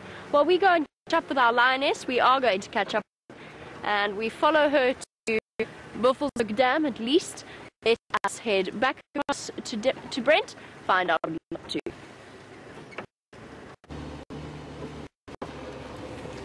Very exciting. Maybe we're going to get a chance to see those little cubbies, or even the babies. Not sure which mummy it is.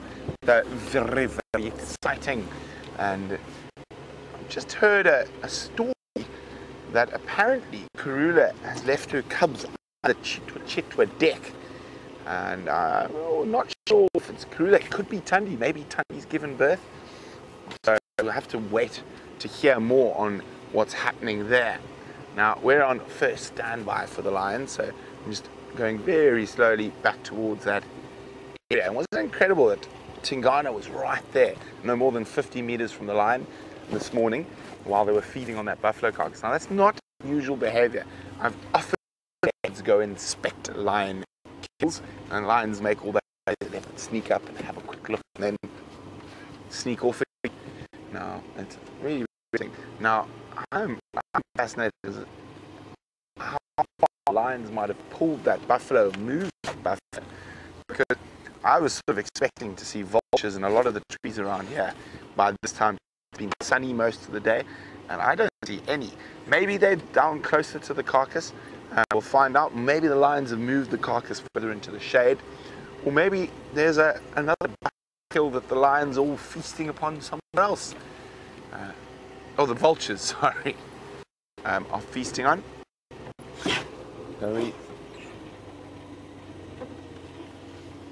Let's check through here. I still don't see any vultures. Where's that little bird? Turd. Very pretty little bird. Let's see if we can spot it. Little too all. Sometimes they don't fly too far. Oh, I can hear another bird, but that's way up in the sky flying over us.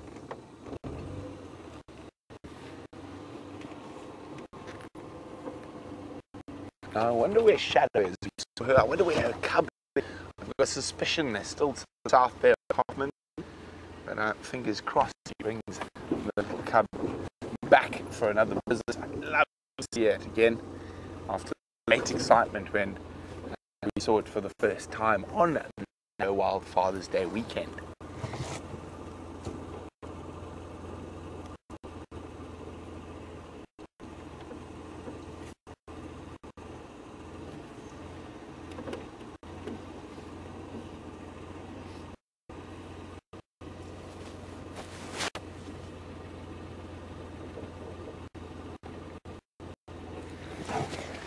Hi Lana, great to have you asking questions.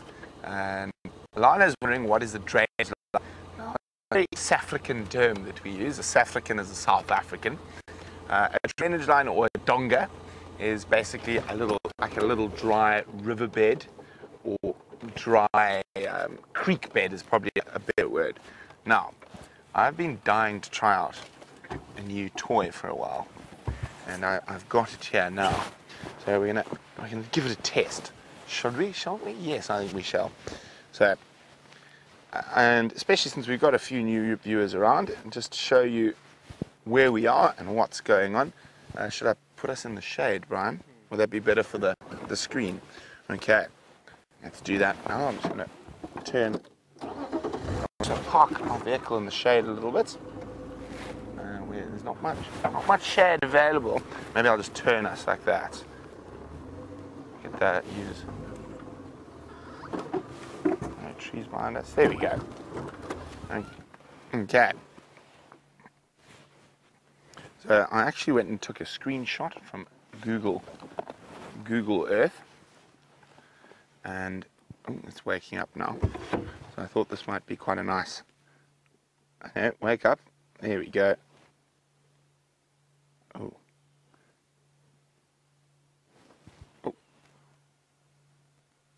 Is my radio going funny? No, it hasn't. It's me being funny. And let me just find that screen. Oh, I'm of course not the most tech savvy person around. Brian's far more tech savvy than me. So, okay, there we go. Just want to move it slightly so we get Arethusa as well. Okay. Here we go. We should have all our spots. Now,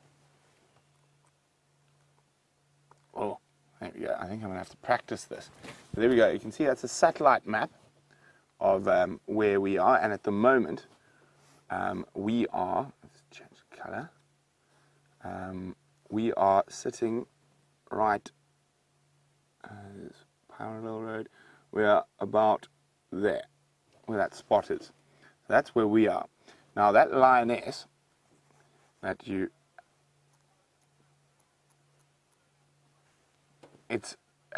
has moved all the way like this.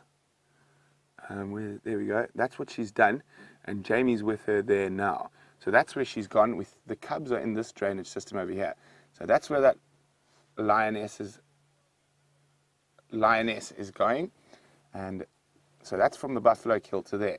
Now the Nkuhumas have quite a big territory, so it's more or less, very roughly, does oh, see this bottom corner here has more sticks, and they actually go off this map. So that's the Nkuhumas territory.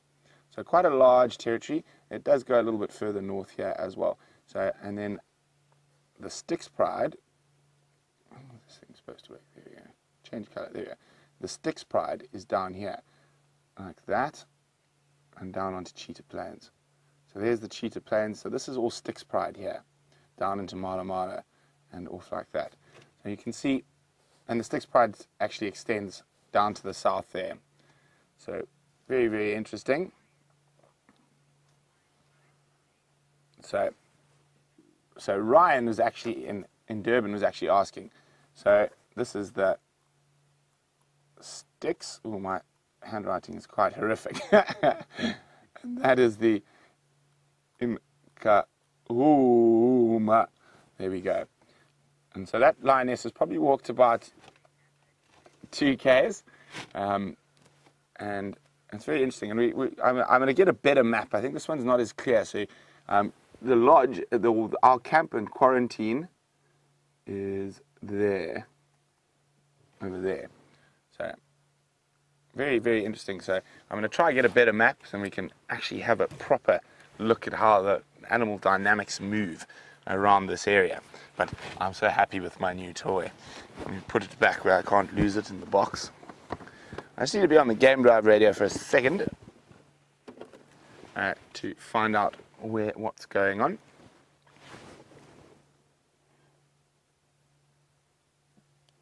FM, last I heard, I'm first standby, you is second standby, Andrew's third standby.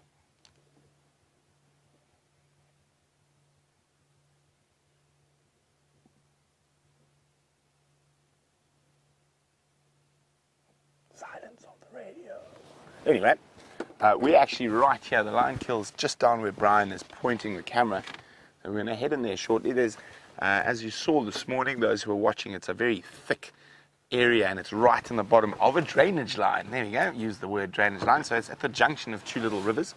So there's only space for 2 vehicles at a time. So normally with lions, we would put 3 vehicles in, but just there's a lack of space at the moment there. Now with the cubs, that if that lioness goes back to the cubs that Jamie's following there now, I think we'll only put a maximum of 2, maybe one vehicle, just depending on the situation, because they are quite young. And now those young cubs as well, we won't view them after dark. It'll be a zoned sighting, and we'll try not view them too much when the mom's not there. If we find them and mom's not there, we generally spend a very short time and then we leave.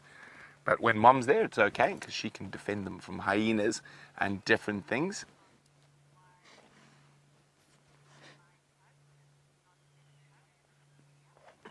Now, Arcadia was wondering why we view lion and leopard cubs differently.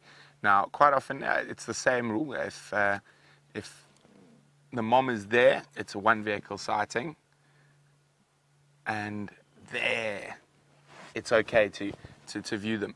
Now, mostly because the mother is more alert and will sense danger coming first.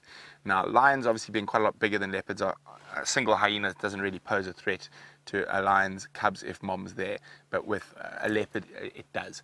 So a hyena will be sorted out by a single lioness, a single hyena, and that's the big difference. And we try, I mean, we can't not affect when we're driving around here, but we try and minimize our effects as much as possible. Okay, you can see it's an absolutely gorgeous winter's afternoon, and I'm so happy that large bank of cloud that was making Bryan and I shiver earlier has gone, although I see Bryan still hasn't lost his big blankie, and you can see those beautiful, beautiful blue sky.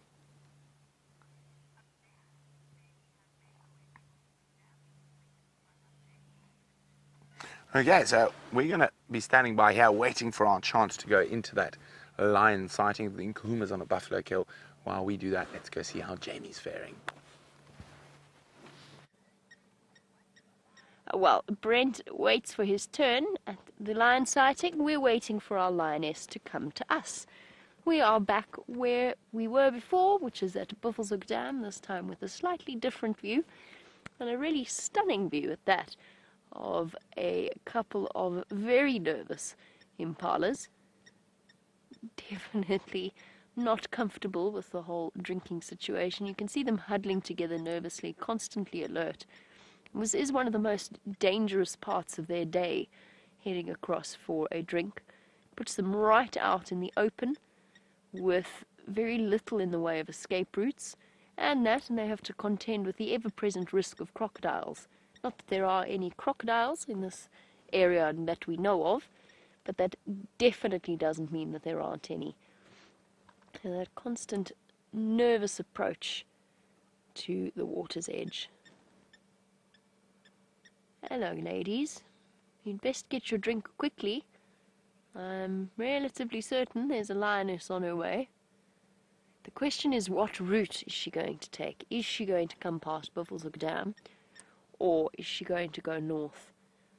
We've got Taxon helping us on one side, Johan helping us on the other. It's just a matter of playing a little bit of a waiting game and checking behind us every now and again to make sure that she doesn't pop out somewhere here.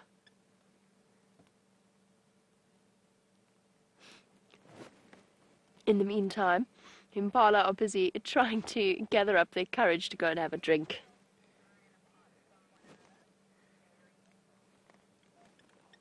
And hello to Mary while we sit here and have a look at Buffelshoek Dam. And Mary, I'm turning this way because I think she's going to come through this way, so I just want to keep an eye on where she might pop out. Mary would like to know how we can tell the difference between one lion and another. I'll have to be 100% honest with you, Mary. That's, first of all, that was a little bit loud. I can't tell the difference between all of the individual lions. Because we spend as much time as we do with them, you do get to know them, to certain individuals, very, very well. And you start to look for the distinctive features. The most easily or not easily, actually, it's not that easy, especially if you're just looking at them while you're sitting next to them from the vehicle. But the most accurate identifying feature of a lion is its whisker spots that run along the side of its face. Each and every lion has a unique pattern of whisker spots, and those will stay the same throughout their lives, obviously just getting bigger.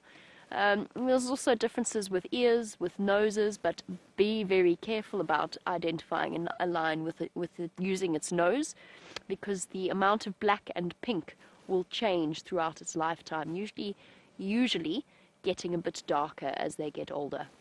I think in that brief moment that I saw her face, I think that it's the female with the older set of cubs, which is a little bit of a concern because it does mean that she might not pop out here. It might mean that she's denning the older cubs somewhere further to the west of us. But I really honestly don't know. And it's the individuals like the amber-eyed lioness and the mothers of the cubs that we get to know because we've spent a lot of time with them recently, watching them very, very closely. Have our impala managed to have a drink yet? No. Still the slightly panicked approach. There's a little bit of a puddle there that they're preferring to drink at rather than coming through to the main body of the dam. But there are some intrepid females in the front that have decided that it's worth the risk to have water that's not totally muddied. Panic, panic, panic. Shame, and that this place probably smells like lion absolutely everywhere. Jeandre hears alarm calls up north. Taking my earpiece out for a moment. I can hear a vehicle up north too. Let me just make sure nothing's being called in on the Game Drive channel. Oh, that sounds like a vehicle that has her. It certainly sounded like a tree going over. Well, shall we go and investigate? Let us find out what is happening there. That definitely sounded like a vehicle going off-road.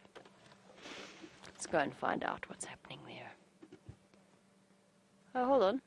The vehicle might actually be coming to us before we go racing off and lose our wonderful view of these impala.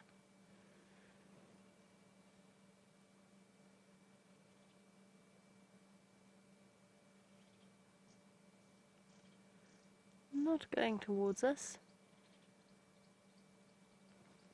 Just making sure that they check. Okay, they're going to, I can see the vehicle, they're going too fast to be following a lion. So they're not, they don't have that image of looking like they're following a lion. Oh, come on, impala, you can do it. Let's wait and see if they manage to get brave enough to approach.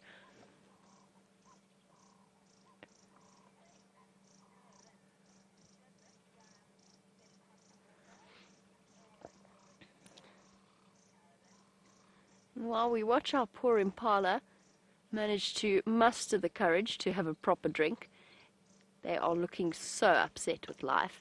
And bear in mind, there'll be lions around here, and Karula is somewhere in this vicinity.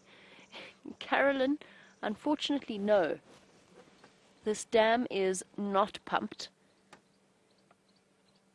There isn't the vicinity of the facilities installed in order to pump this dam, and it is going to go completely dry. The only pumped areas on Djuma itself are close to the lodge, the Djuma Pan and the Galago Pan. Those are the only two places that are pumped. And just bear in mind, the reason behind that, or one of the big reasons behind that, is you've got to weigh up the consequences of pumping a dam itself, and that water has to come from somewhere. Buffelshoek Dam would hold an enormous amount of water. That water has to come from underneath the ground, and do we really want to risk using up the resources for the underground water in order to pump all of the dams? It's a finite resource, as water is around the world. The testiculars are a bit cross. Look at these poor impala. This is the most painful experience. Come on, guys. Come on, ladies. There we go. Panic. Backward. It is a relatively stressful affair watching them approach. Oh, panic, panic. Is there a crocodile? Is that a stick? Did I imagine that movement? Shame. Imagine living your life like that.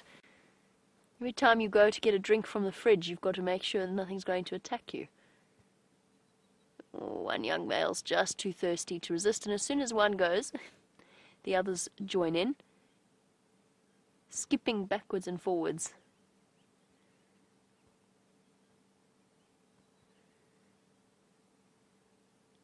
Panic.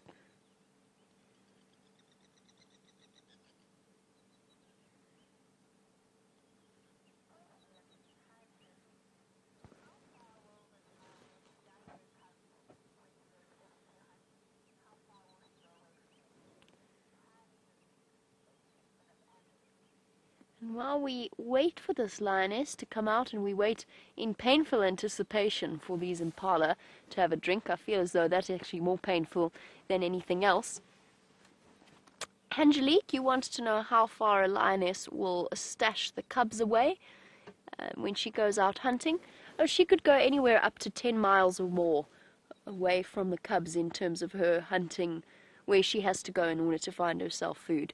So whilst the lionesses tend to be, their movements tend to be a bit more restricted when they have small cubs that they are denning, they will, excuse me, most definitely be able to cover enormous amounts of ground, and they'll leave the cubs for up to 24 hours, potentially even longer at a time. Oh, mass panic. Mass panic. Nobody knows why we're panicking, but we're panicking. And it doesn't pay to be nonchalant if you're an impala, because everything wants to eat you. Time to go. Enough drinking, it is time to go. They're all straining to look backwards. I wonder what they've heard. Or is it just that they're trying to look over the dam wall, or over the dip of the dam, so that they don't get caught by an ambush predator waiting at the top for them to exit. Oh, no, we're still thirsty. Got a split here. Not all of the impala had enough to drink. And their reflexes have got to be absolutely spot on. If there was a crocodile in there, which there isn't, I would say, it's safe to say, but you never know. If there was a crocodile out there, the speed at which a crocodile can launch itself out of the water, good 10 meters or more per second, that a large crocodile is moving at. An impala or a wildebeest or any drinking antelope needs to be very, very quick on its feet in order to escape its attentions. Panic again. Minor panic this time.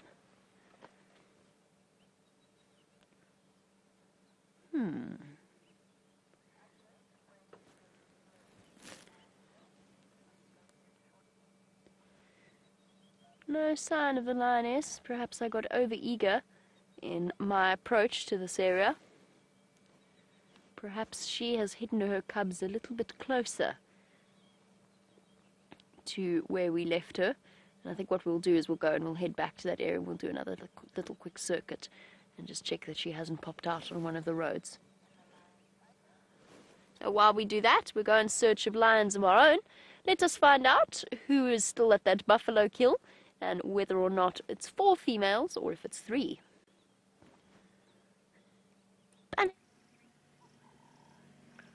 I can't see anything. Can you see anything, Bryan? There's nothing here. I don't know. No, I'm only joking, of course. I'm just going to have to move so the vehicle can get out.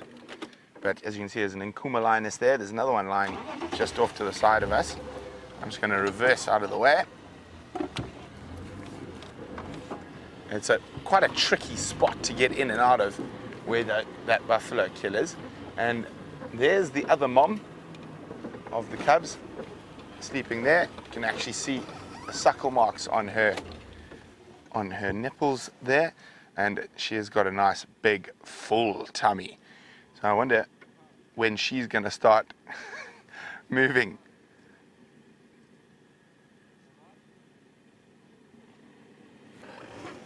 Towards her cubs.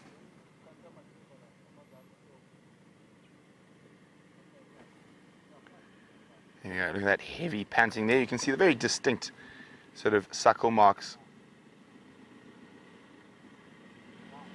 So there's quite a process happening there, trying to avoid driving over lion dung, which is something we all try to avoid at all times, especially when you drive near a buffalo afterwards and they all take off. But okay, we're going to try to get down to where the kill is now.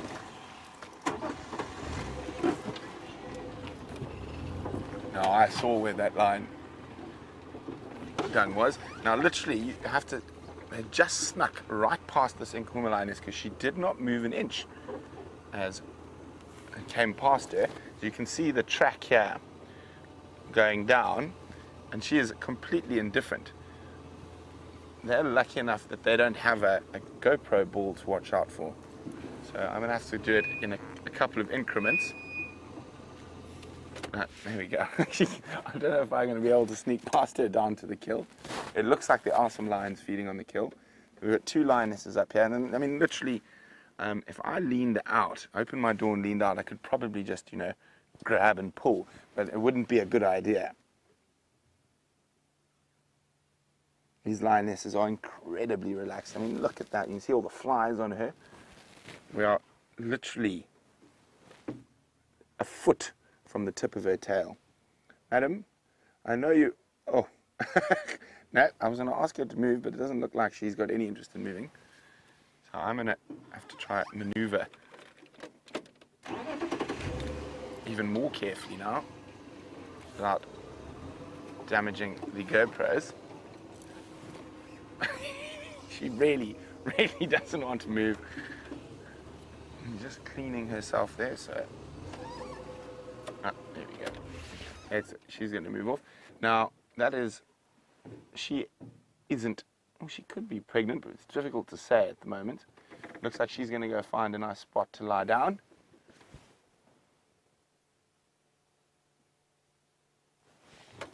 Which does...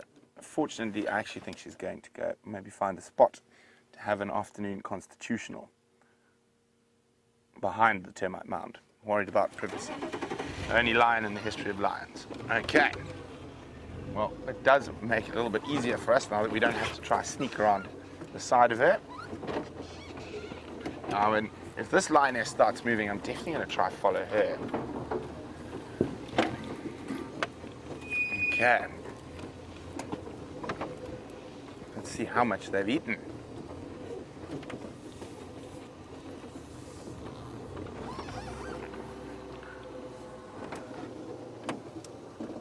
Lionesses are quite, you can see the angle we're coming into this at. The whole hindquarters, that's amber eyes.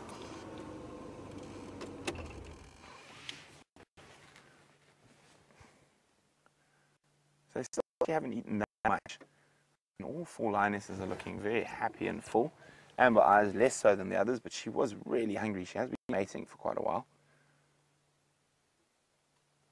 And hold on, getting a grip there. There's still lots of meat left on this buffalo.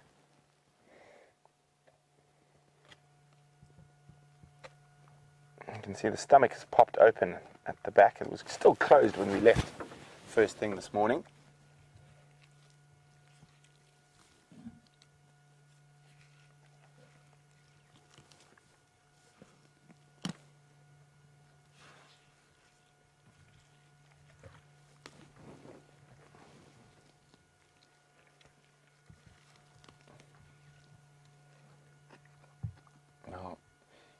All 5 lionesses took down this massive buffalo bull. Now, this is a particularly big buffalo bull, even as buffalo bulls go. And when we first arrived, the lionesses, only 1 or 2 were feeding. I think they exerted a huge amount of energy in bringing down this old boy.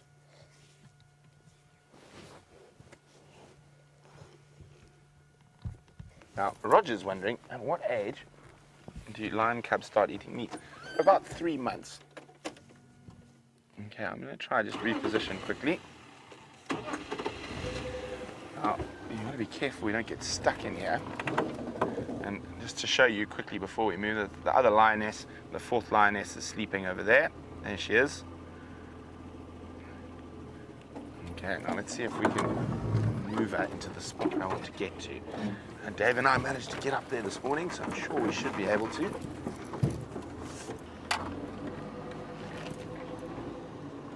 And you can see the steep angle we're dealing with here.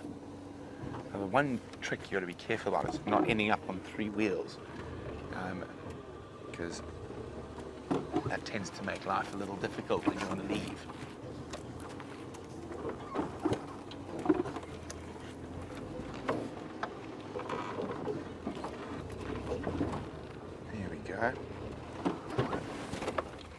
There she is. So we managed to get above her. And you can see those amber eyes.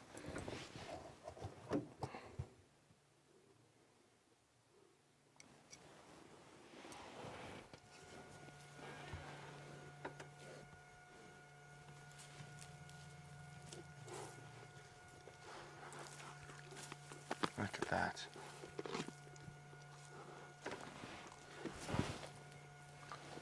So we're going to keep quiet, and you can actually hear her devouring this buffalo.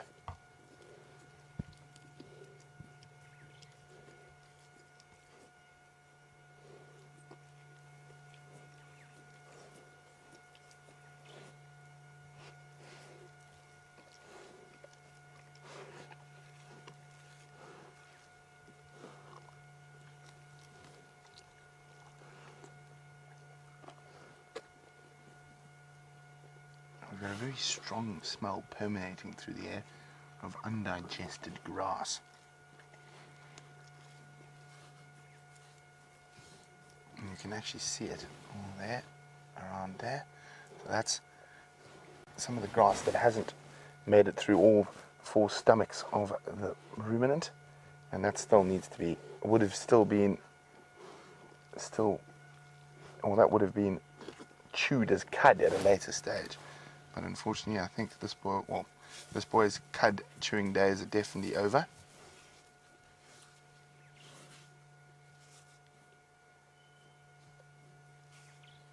So there are a lot of vehicles trying to get in here, so we can't stay too long, but we'll stay as long as possible.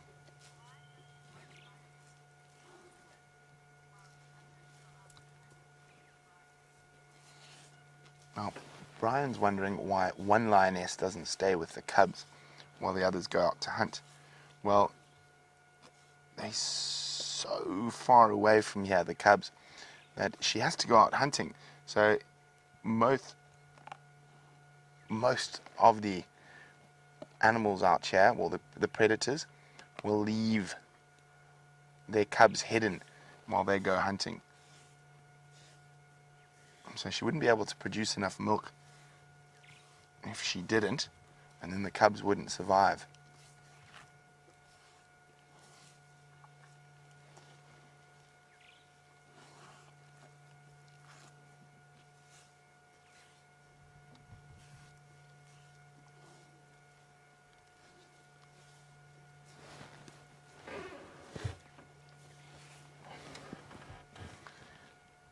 Okay, there's another vehicle coming in now, so we want to get out of here, otherwise we're going to close up the sighting.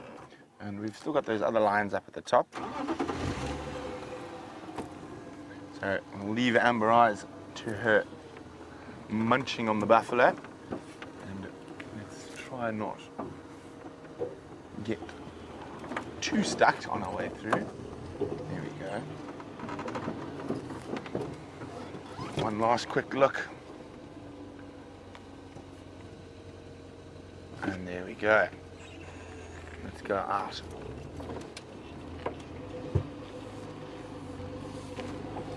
Now, I want to keep an eye on that. The one mom, to see if she decides to start moving at some point.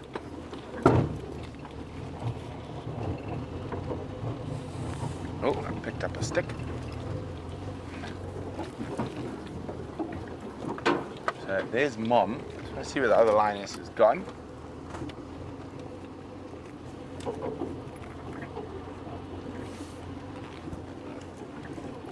Where did she go? She walked off perhaps around the termite mound. Can't see where she's gone just now. We'll have a look a little later.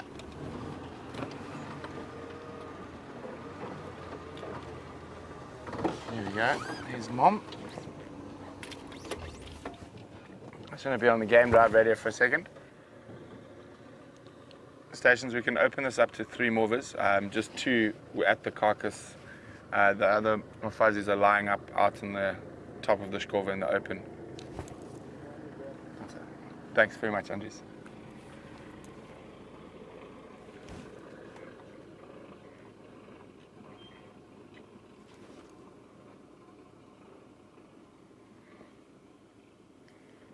Okay, as you can see, I wonder when she's going to start moving back towards her cubs.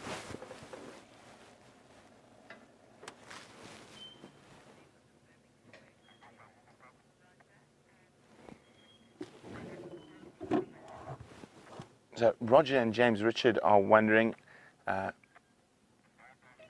if they thought there was a Birmingham boy as well. And I didn't know. I thought there might be, but there's not. It's only the girls.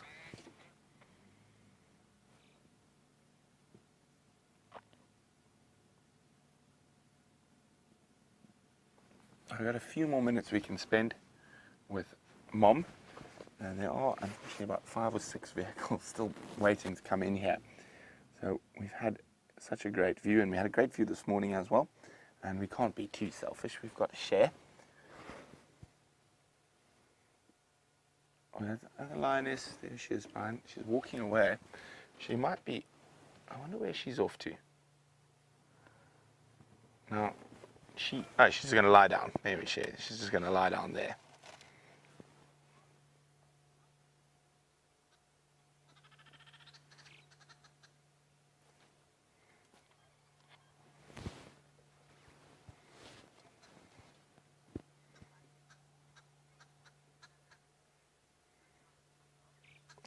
See that heavy breathing from that massive amount of meat that they've consumed. Now, on average, a lioness will probably eat about 8 kilograms, so just under 10 pounds of meat in a day. On average, but they are able to glut sort of 15 kgs in a sitting. And when they have a carcass like this, they'll eat far more than 8 kgs a day. But on average, that's how much they need to survive.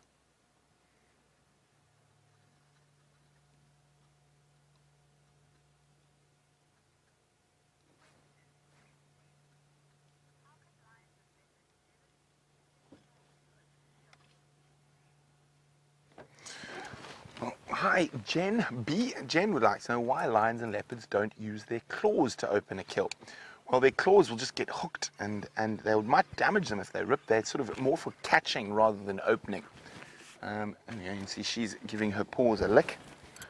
And of course, I think it's much easier for them to use those modified premolars that basically work like a very sharp pair of pliers to open up thick skin.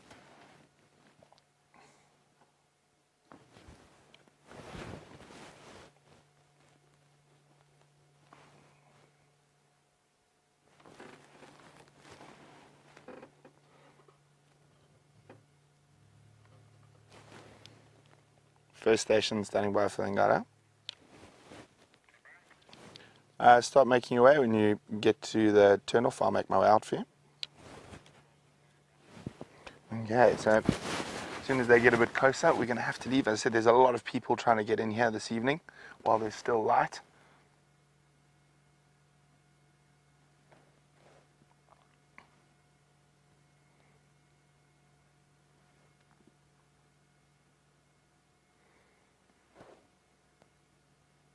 Isn't that good for all the Nkuhumas ladies? It's a bit of a time of plenty. Now that could change. You heard us mention a Birmingham boy a little earlier. Now if a Birmingham boy were to meander into this area, he would take the lion's share of that kill. He would dominate the females around the kill. Oh, isn't that pretty? I wonder if she's going to start heading towards the cubs soon.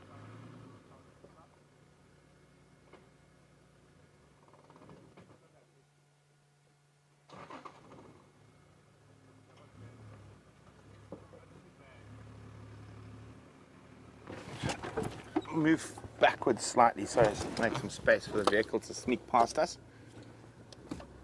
Oh, look at that. Isn't she gorgeous? Okay, we're just going to make a little bit of space here quickly.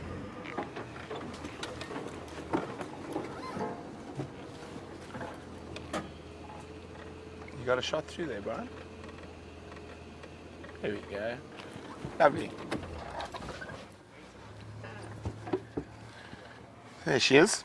Marisha is saying, what about those birds we could hear in the background? Marisha, I can hear a few different bird species, and I'm not sure which ones exactly you were referring to. And, oh, flat cat. So maybe not heading back towards the babies just yet. I did hear some crested francolin calling.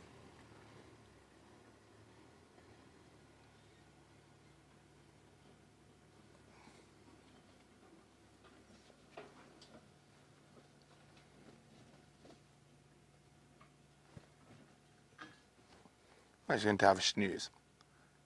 Well, let's go look at the other lioness. She looked like she was sitting up.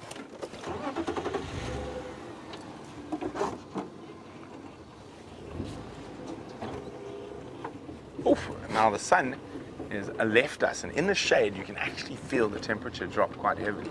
You can see this is quite a spot to get into. Just getting in here and can put you in some quite precarious. I mean, what angle you think we're at now, Bryan? 30 degrees, so we're sitting at about 30 degrees, like that. There we go, off it now.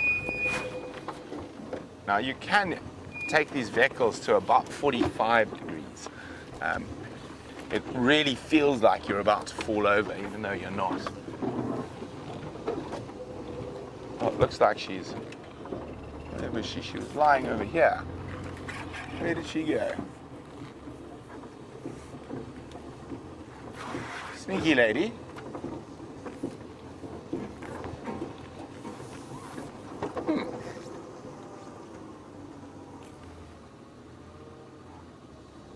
The disappearing lioness.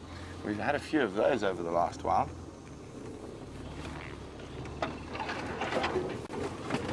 But we're going to have to move out now to make space for Neil. But we have had such a glorious sighting, and we've had lines with Jamie as well. And I'm going to start crashing out of the block. I think I'm going to go start heading towards where Tingana might pop out. So while we do that, let's go back across to Jamie.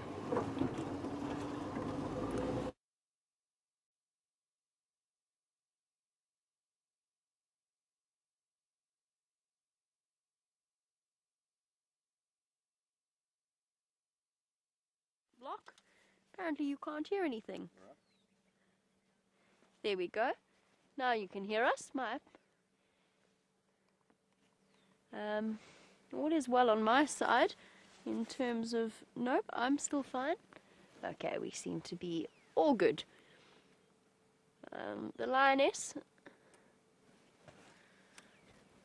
the Lioness hasn't made her way out. It is getting too dark for us to approach her if she has moved back to the cubs anyway. We've had a brief, wonderful view of her, but we are most definitely not going to be trying to follow up as it starts to get dark. For new viewers, we do not put spotlights or lights on any kind of cub before they reach a certain age. We'll be leaving her to feed her little ones in peace, and we'll have to follow up on the sunrise safari. Definitely the mother of the older cubs, because she hasn't popped out where the younger cubs were denning. They were seen first thing on the sunrise safari this morning with James. And bravo to Brent for managing to get into that lion sighting. I just overheard a very entertaining conversation between two guides on the radio. We've got two different game drive channels for different areas as we leave our impala. One is for the west, one is for our side of things, and the conversation went something along this: are you sure you don't want to go to these lions? Because you can just take standby number 16, which was absolutely hilarious. Right, while I go off and search, just in case we do bump into her, let's go back to Brent for a farewell to the lions. Well, it looks like we might not have to say goodbye, as this one lioness has got up and she's moved. This has now become a separate sighting. So I'm going to stick with her, and she is heading back towards Djuma. Now, I can't see suckle marks, or if they are, they're quite new. So this could be the mom of those tiny little babies we saw this morning. Now, that could mean there could be 3 Nkuhumas with cubs. Wouldn't that be absolutely spectacular?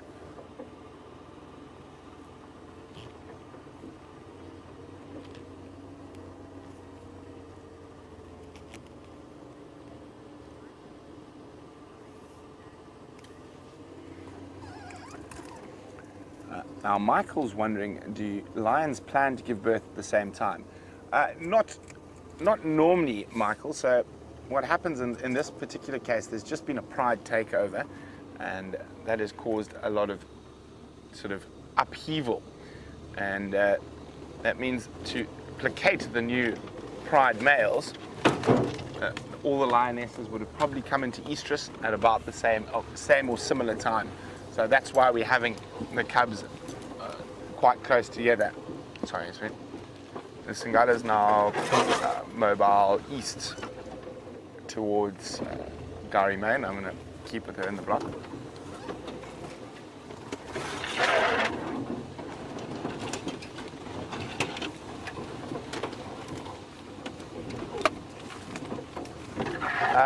Negative, Doug. The one with the very noticeable suckle marks is still there, but we do think there might be 3 sets of cubs now. I just haven't had a good view of her belly yet.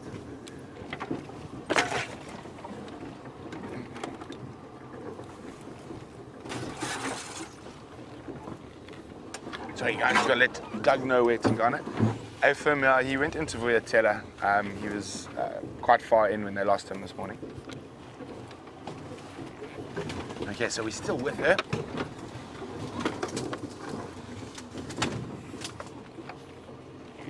Okay. So she's going straight back to Djuma, so I'm going to stick with her for now. Ooh. Bad Combritan branch. Watch out, Bryan.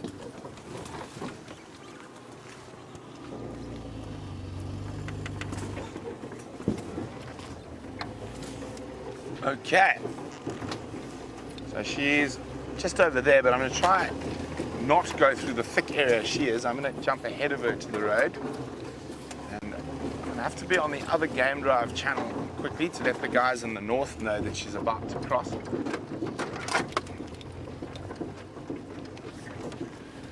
Station's a single one-side Tingala is about to cross Triple M just to the west of the Transformer or Impala Plains junction.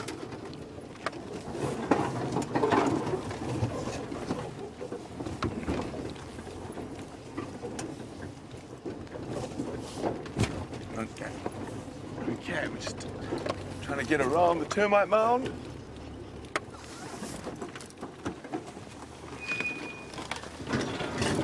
Watch your head, Bryan. Standing by taxi. One Satingala coming from Arathusa onto Vuyatela, Triple M, just to the west of the Transformer Impala plants.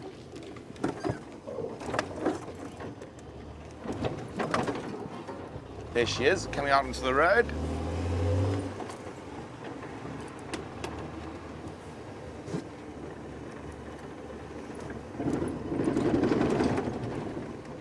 So there we go.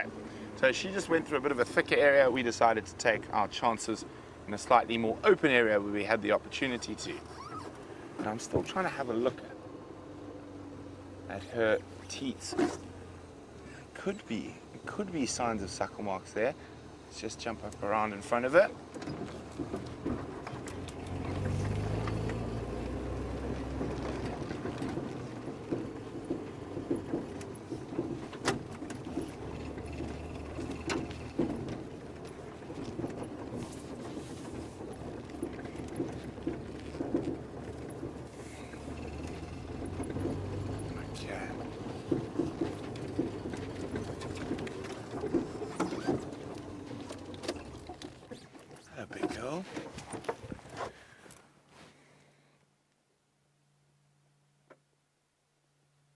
Trying to see as she goes close to us. It looks like there's a possibility, but they're quite small suckle marks, so maybe it is the little ones.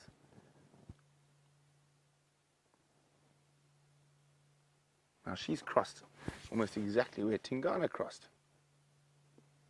Maybe she'll chase him up a tree for us.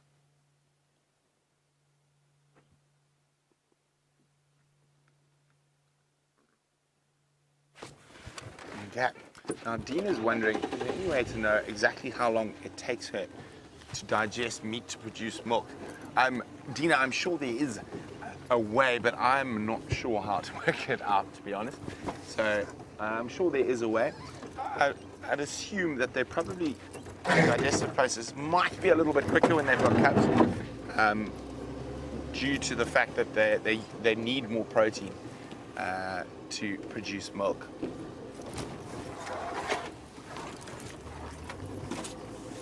Now she's literally going where I was walking after Tingana a little bit earlier today.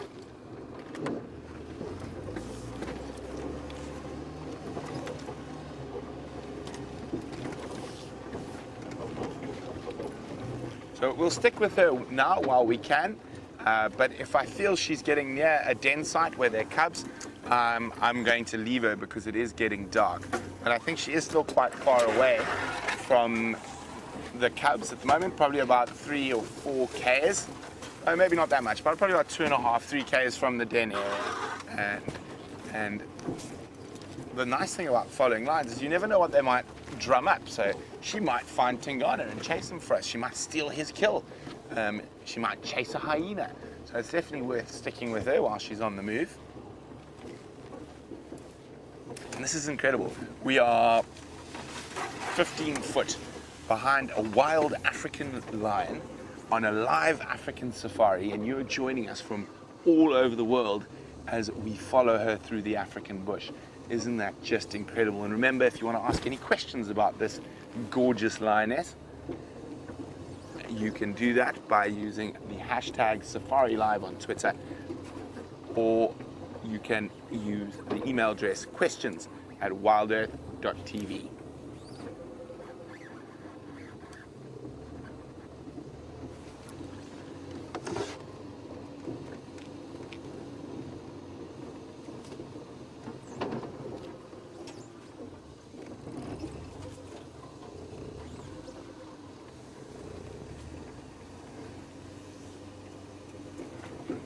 Let's have a look. Fortunately, so far she's choosing a nice, relatively open area for us to follow her.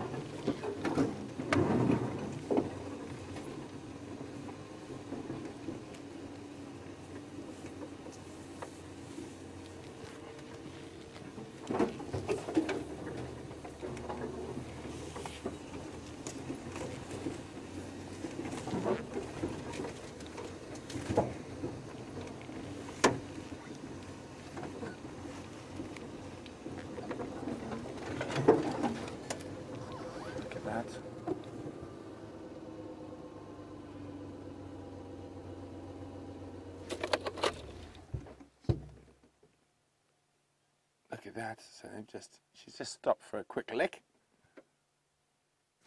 She is heading into a slightly more trying area, but hopefully we'll find a nice elephant path to stick with her.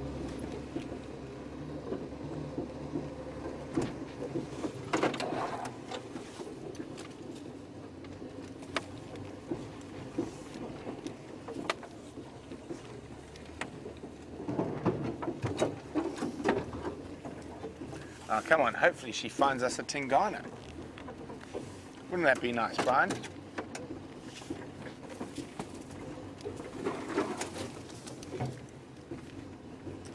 She's going on the right of the termite mound, we're going to go on the left.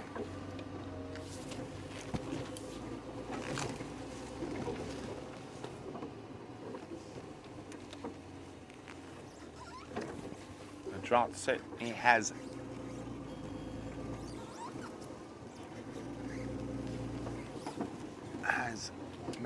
the area she's choosing is making our life quite pleasant. Also, it helps that it's not night time. It's always more difficult to drive through these areas in the dark. It's the first time we're going to have to take a bit of a wide run around here to avoid some bushes and that.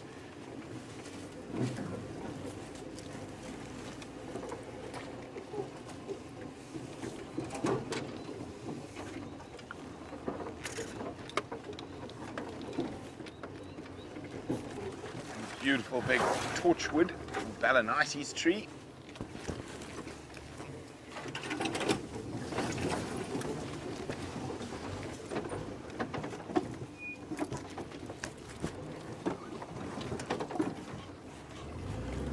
Okay, so she's going into a bit of a thicker area now.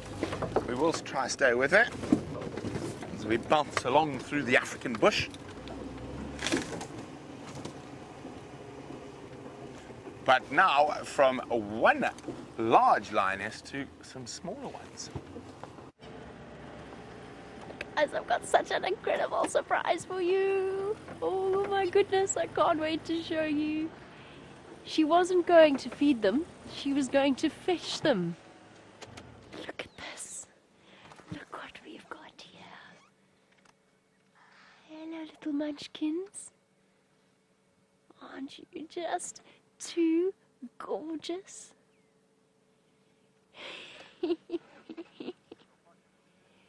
Absolutely wonderful.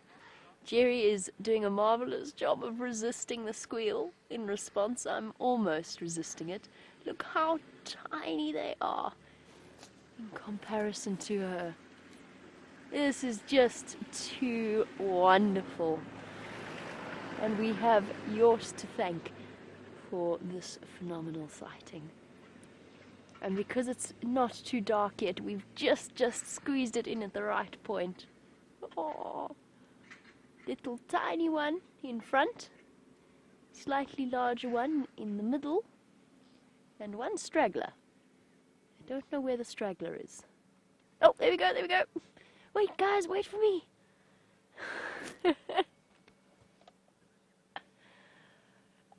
It doesn't get better than this, does it, Jeandre? I have been looking forward to moments like this for months, to watch these perfect little miniature predators following mom, all paws and floppy skin and spots. Oh, go, go, go, guys. It's time for you to get off quarantine. Dot, dot, dot. Where's your mummy taking you? She's got a special dinner plan for you lot.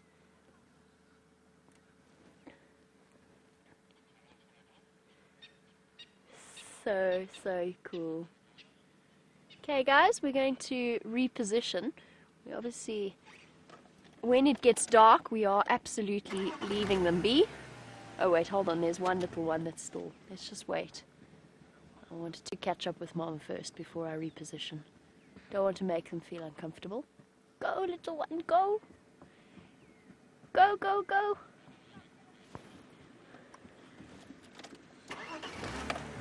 How awesome is that?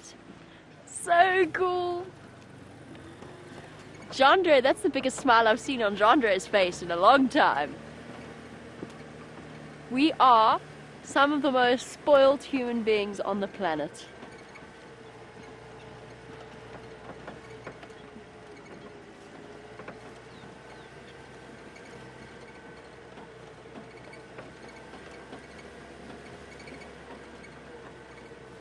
Oh wow. Oh wow, wow, wow.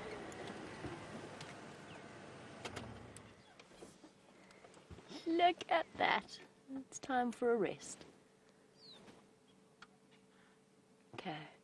We are going to be extra specially careful with the sighting. You can see I'm giving her a huge berth in terms of distance to make sure that she is not frightened and her cubs are not frightened. You can see them gambling playfully in her direction. Whoopsie! Little ones, Mom has got such a special surprise for you. You're going to have a bite of buffalo carcass. Shame. Mommy, wait, Mommy, wait. Oh, straggler again. Where's the straggler gone? Oh, little straggler. Come, come, come. Mommy, wait, Mommy, wait, Mommy, wait. I'm coming, I'm coming, I'm coming. Wait for me.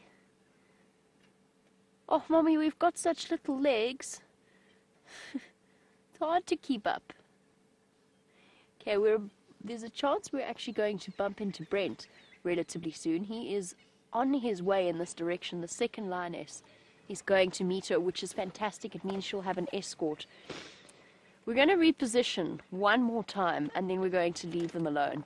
Because it is dark, and they are on the move. I don't want to scare them in any way.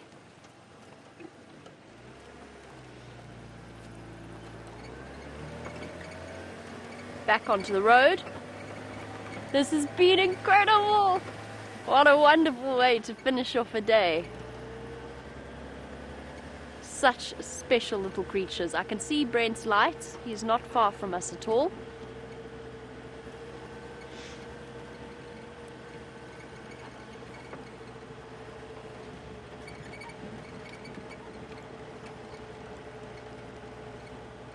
Okay, we're going to reposition for one last view. I'm going to get a little bit ahead of her, and then we're going to leave our little lion cubs to their nocturnal journey. Let's just speed round here quickly. I don't think you're going to wipe the grin off Jeandre and myself's faces for a long time to come. We're going to be bouncing off the walls when we get back to camp tonight.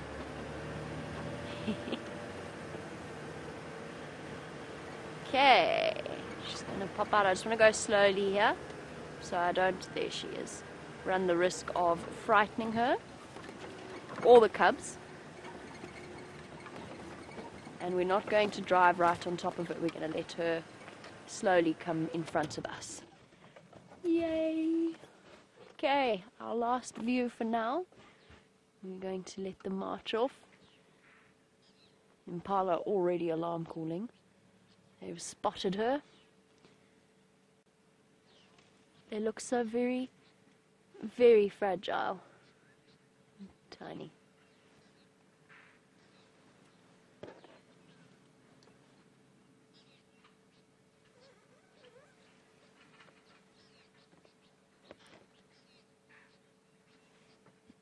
Bouncing across. Oh, oh. Standing on each other. Oh, you're so cute.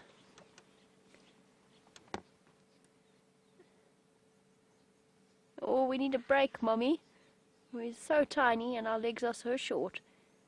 And she is striding off in the direction of the carcass, watched by a host of impala. But at only a couple of weeks old, these lion cubs are not yet a threat.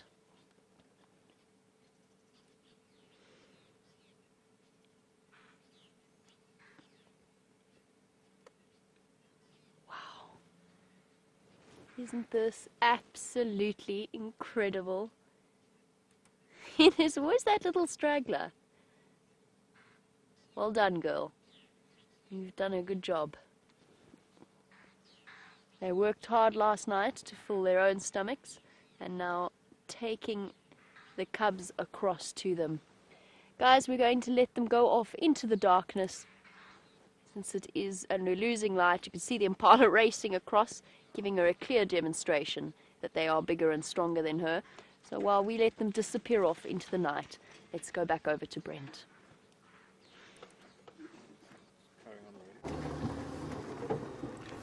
Hello. We're still here. We're still with that lioness. She's just taken us into a bit of a thicket. And I think she's going to pop out into the open. Bryan, do you still see her? Just in front. Oh, there she is. Oh. And there's a stump.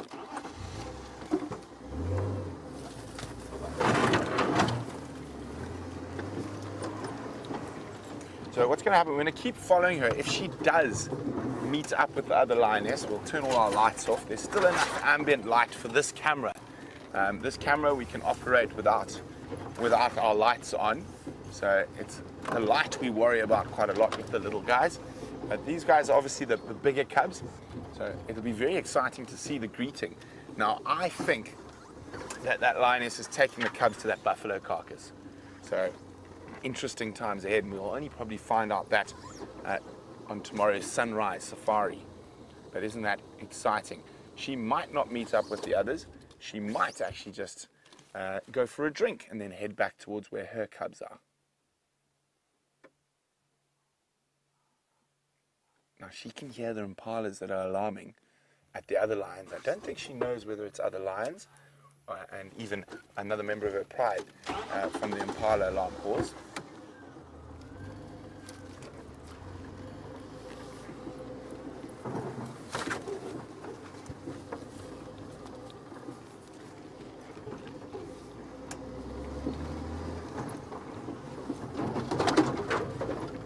Just get up ahead of her. Watch the thorns, Bryan. I'm going to just sneak through there. There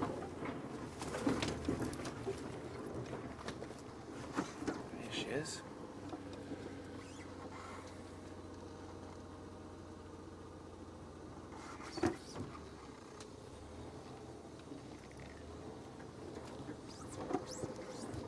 Keeping us on our toes, she is.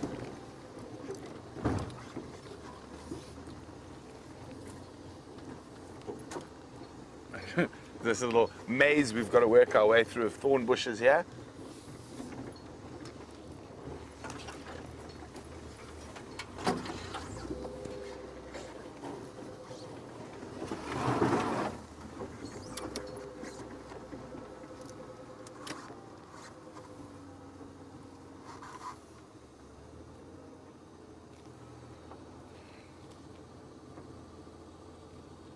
There she is.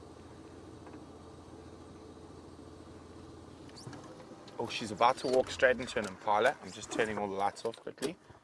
The impala hasn't spotted her. There's the impala.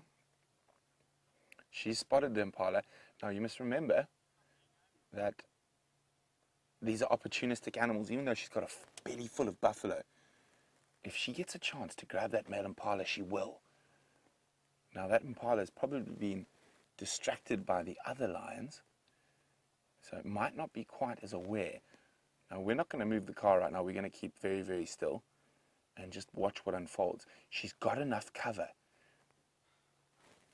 Now the other impala alarming at the other female with the cubs. So this impala is probably listening to those ones and being a bit oblivious. I can't see the impala. We can still see. She's been spotted, I think. Yes. You can see how her demeanor's changed completely. But if that impala had happened to stumble onto her, she would have taken advantage of it. I just need to be on the Jeandre for a second. Jamie.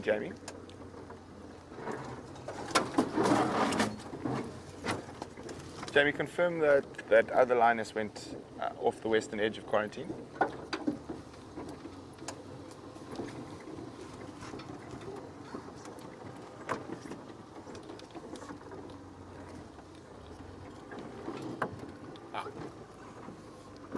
Copy. I think I'm going to leave them. Taxi, if you keep coming, this Wansati is not going to meet up with them on Djuma Pan. She's heading now onto quarantine. You can see the impala in the background snorting.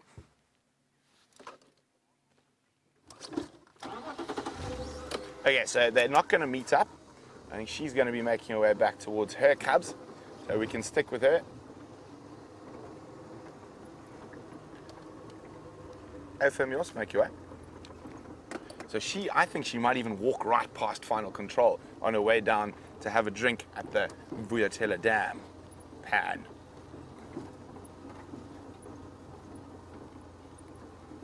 Now, final control, ladies. If a lion does walk past, stay indoors. Please do not walk outside. This has happened before. There we go. So the way she's heading, as she is going to head and walk between the lodge and final control.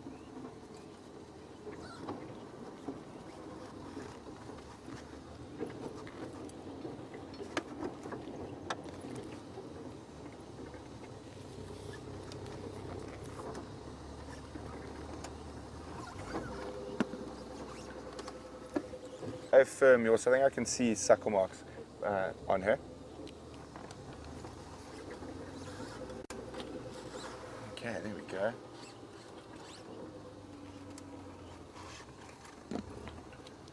Firm. So I think she's going to go right past final control, and I'm sure the final control ladies are quite excited to have her. You can still hear the impalas all around us snorting at her. A very half-hearted attempt at a stalk she had there.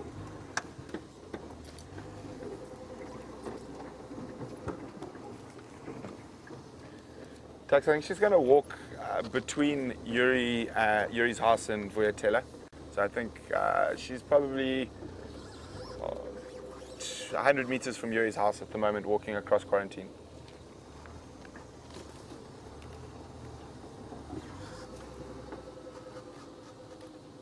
There she is. I'm going to try to keep parallel to her, get my light in the right spot. Now she's walked with some serious determination. I mean, she hasn't stopped, done the normal lie about lion thing, but it is a nice cool evening. So that's enabling her to walk without overheating, even with that massive belly she's sporting at the moment.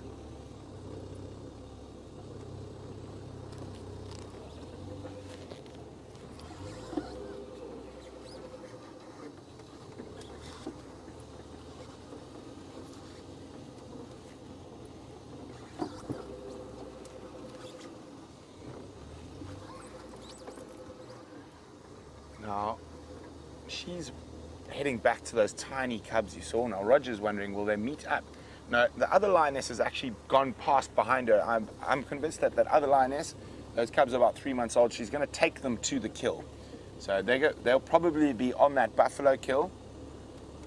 And so she won't meet up with that other lioness and the cubs you just saw with Jamie. She'll probably feed her cubs, spend some time with them. And just hang on a second.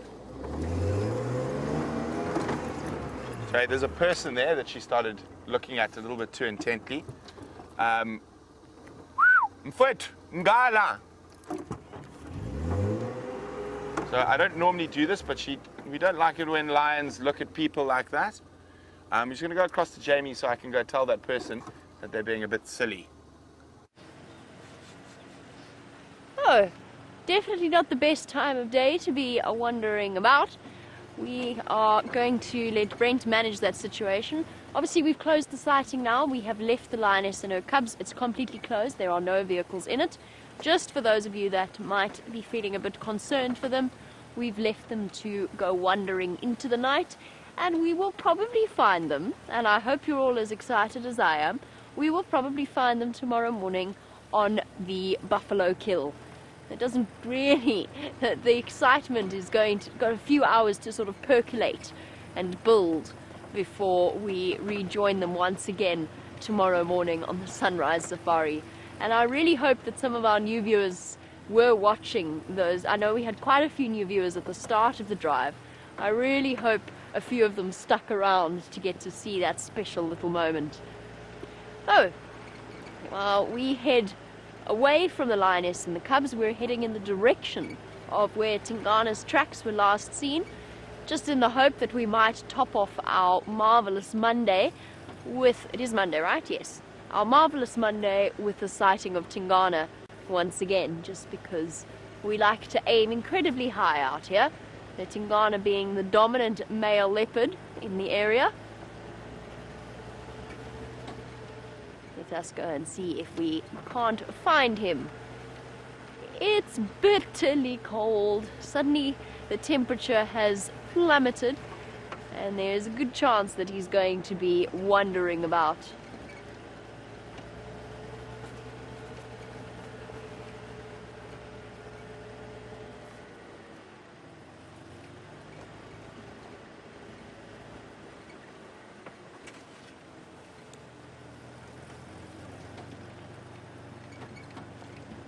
Yes, of course, to Gilly in Milwaukee.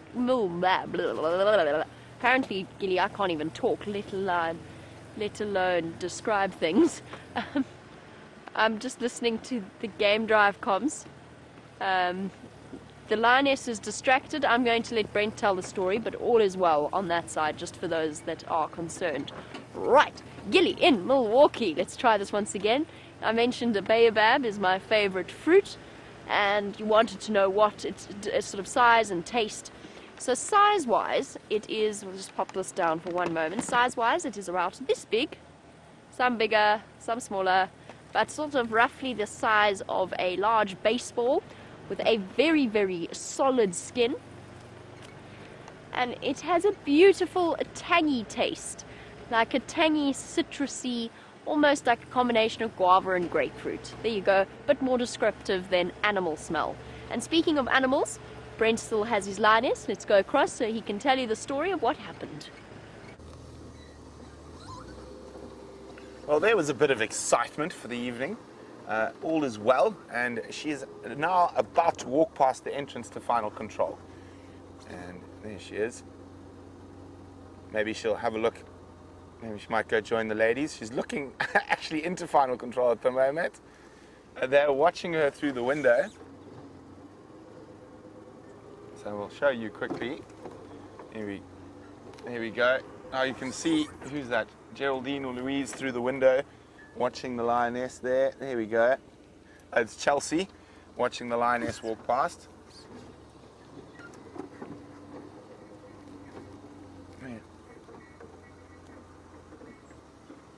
There she is.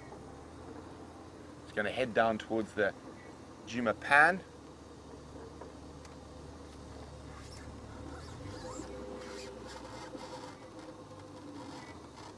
Is our car making that noise? Strange. Okay, while she's in the thickets, I'm just going to pop round ahead of her.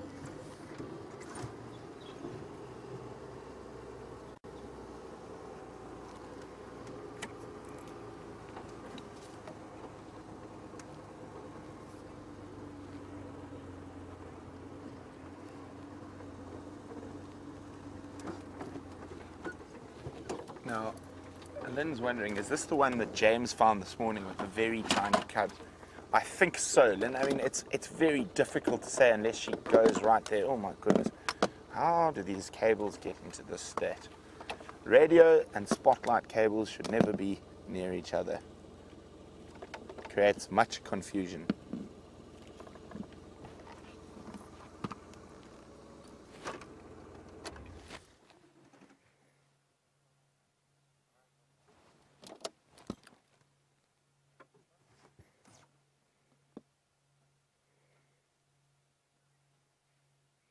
So even though she's got that full belly, you can see how she's still alert. I mean, she did have an attempt at the stalk at an impala and attempted a stalk at a human. That's not a sentence we had to say every day, is it, Bryan? Can you say it with attempted a human stalk? Yes, that's very interesting. Now, during the day, she probably would have completely ignored that human. But because it is night time, going into the is very different. She knows the dominant predator. We are the dominant diurnal predator, but she is the dominant nocturnal predator.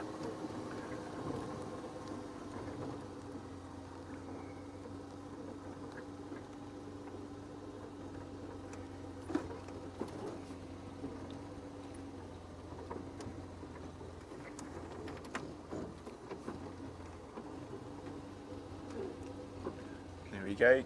You can see there's the Djuma Dam cam. And we're going to wait to see where she stops to drink, and we'll go try and get a good shot of her from the opposite side.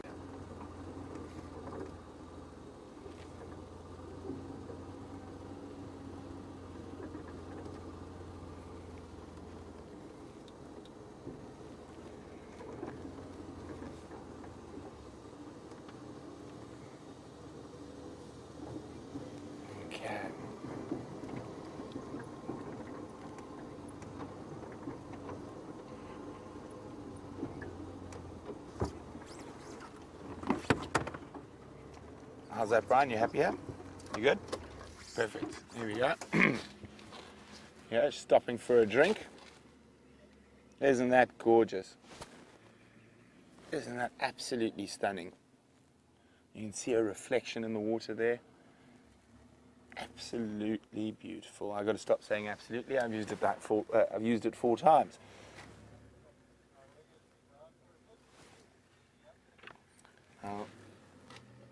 Lovely with that spotlight. Oh, look at that. I hope you guys are getting some fantastic screenshots.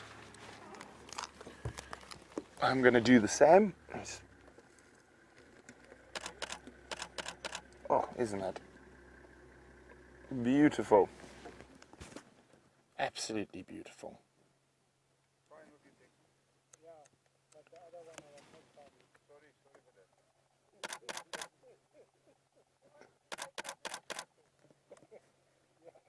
Look at that. Absolutely stunning. So we do think this is the mother of those very small cubs that you saw with James on the sunrise safari. And she's probably going to head back and feed them. She will probably make her way back towards that buffalo carcass at some point as well. But without those small cubs, those cubs are far too young to be around a carcass at the moment. Full belly, nice little drink, and carry on.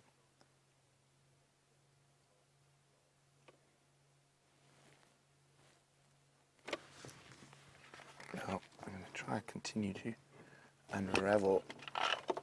If you hear funny noises, it's me just trying to unravel the nest that the spotlight cable has become stuck in. Oh, there we go. Aha. So I think we're going to leave her now, and we're almost certain she's heading back towards those cubs. So I think I'm just going to leave her to carry on. No problem. And I'm going to try and finish untangling. I think I've got it now. Let's go see what else is out there in this nocturnal wildlife. So while we move on and see what else we can find, Jamie's got a gorgeous African sky to show you. We do indeed. Goodness, what is wrong with my speech pattern today? We have a gorgeous view for you. Just take a moment to watch this stunning vista.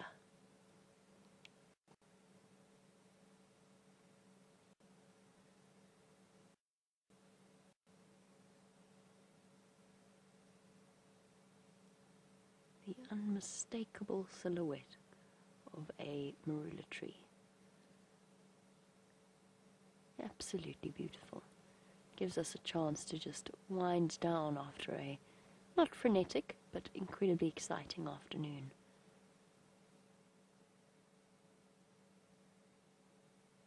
It also gives us a chance to listen to the sounds of the evening in the African bush.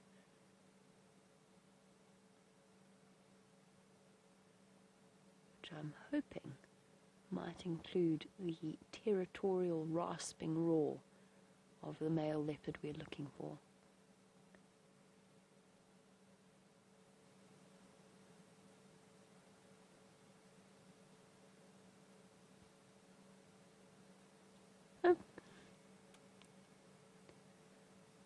All is quiet, except for the plaintive calls of Taxon on the Game Drive channel to get the guys to open, to warn them all not to have anybody walking outside the lodge because there's lions. He's desperately trying to get hold of them. Right, thus continue on into the night to search for Tingana. So that was a really good example, I suppose, of what we always tell you guys, and I'm sure Brent has touched on it, just in terms of never walking in the bush in a big 5 area, especially where there's lions, at night. It's very, very dangerous. I wish Tingana had been on this tree. Would have just completed that view quite spectacularly. Leopards silhouetted against the burning bright orange of the African sunset. What did James describe it as yesterday? It was hilarious. Awe-inspiringly savage, or something similar. It was a very interesting description of a sunset. And a layer cake of light. It was a beautiful description, don't get me wrong. It was just an interesting one. It's one I've never heard before. Shall we stop and have another look at this, now that we've got an open view?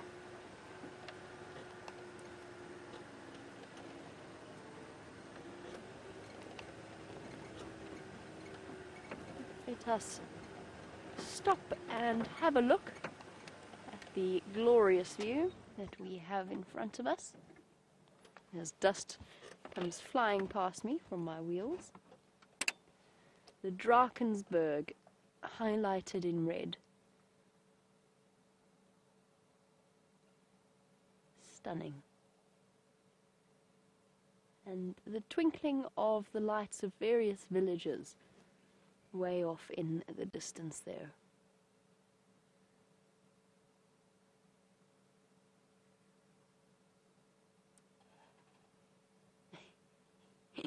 And the gentle sound of a cruiser engine starting up somewhere not too far from us.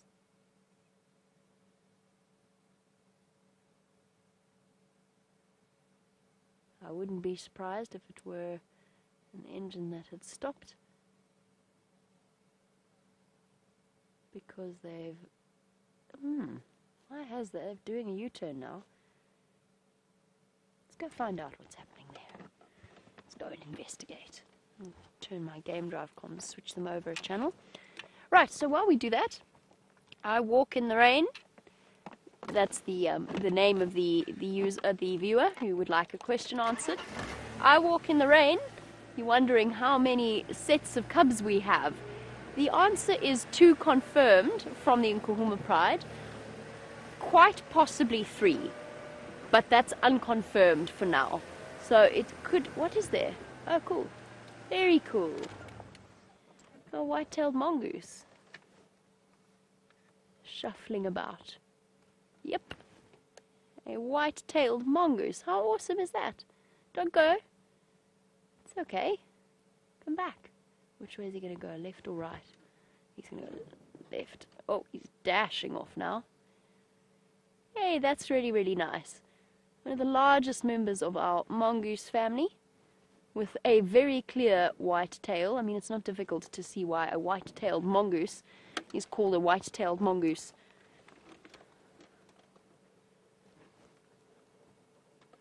Okay, let me see if I can't. I'm going to have to go a bit further forward. I was hoping I could roll forward without having to switch on. I think he's gone. I think he has dashed off. Yeah. No, he's vanished. Hey, that was really, really cool. That was one of the longer of our white-tailed mongoose sightings. Sorry to I walk in the rain. We suspect there's 3 sets of cubs, but we know of 2 for absolute certain, and then there's also at least 2 sets of Styx cubs. Well, what a marvelous day to be out in the African bush. I'm going to go see what is here on this road. Somebody's found something, but while I do that, I'm going to actually say my farewells for now, unless there's something terribly exciting there. And a big thank you to Jeandre for his fantastic camera work as always. I know this, I'm sorry, I'm not concentrating right now because I want to go see what's happening here. But while I do that, a big thank you to all of you for joining us on this marvelous live safari experience. And a big thank you to Jerry and to our control. Right, farewell. We will see you all on the sunrise safari. Cheers, guys. We'll catch you then. Bye-bye, everybody. Hello, I'm back, and look at that gorgeous, gorgeous African sky. Now, I've been reminded, I'm just trying to, that's why I'm attached through my jacket. I've made a mess here, about my wild cotton. So I need to find it. It's in my box somewhere, with my extra jerseys and blankets and things. Bryan says I put it in the box. And Bryan is normally right. What have I done with the wild cotton? Did it go into my jersey? No. Maybe it's in my other box. You can't have enough boxes. I really believe that. I've got lots of boxes.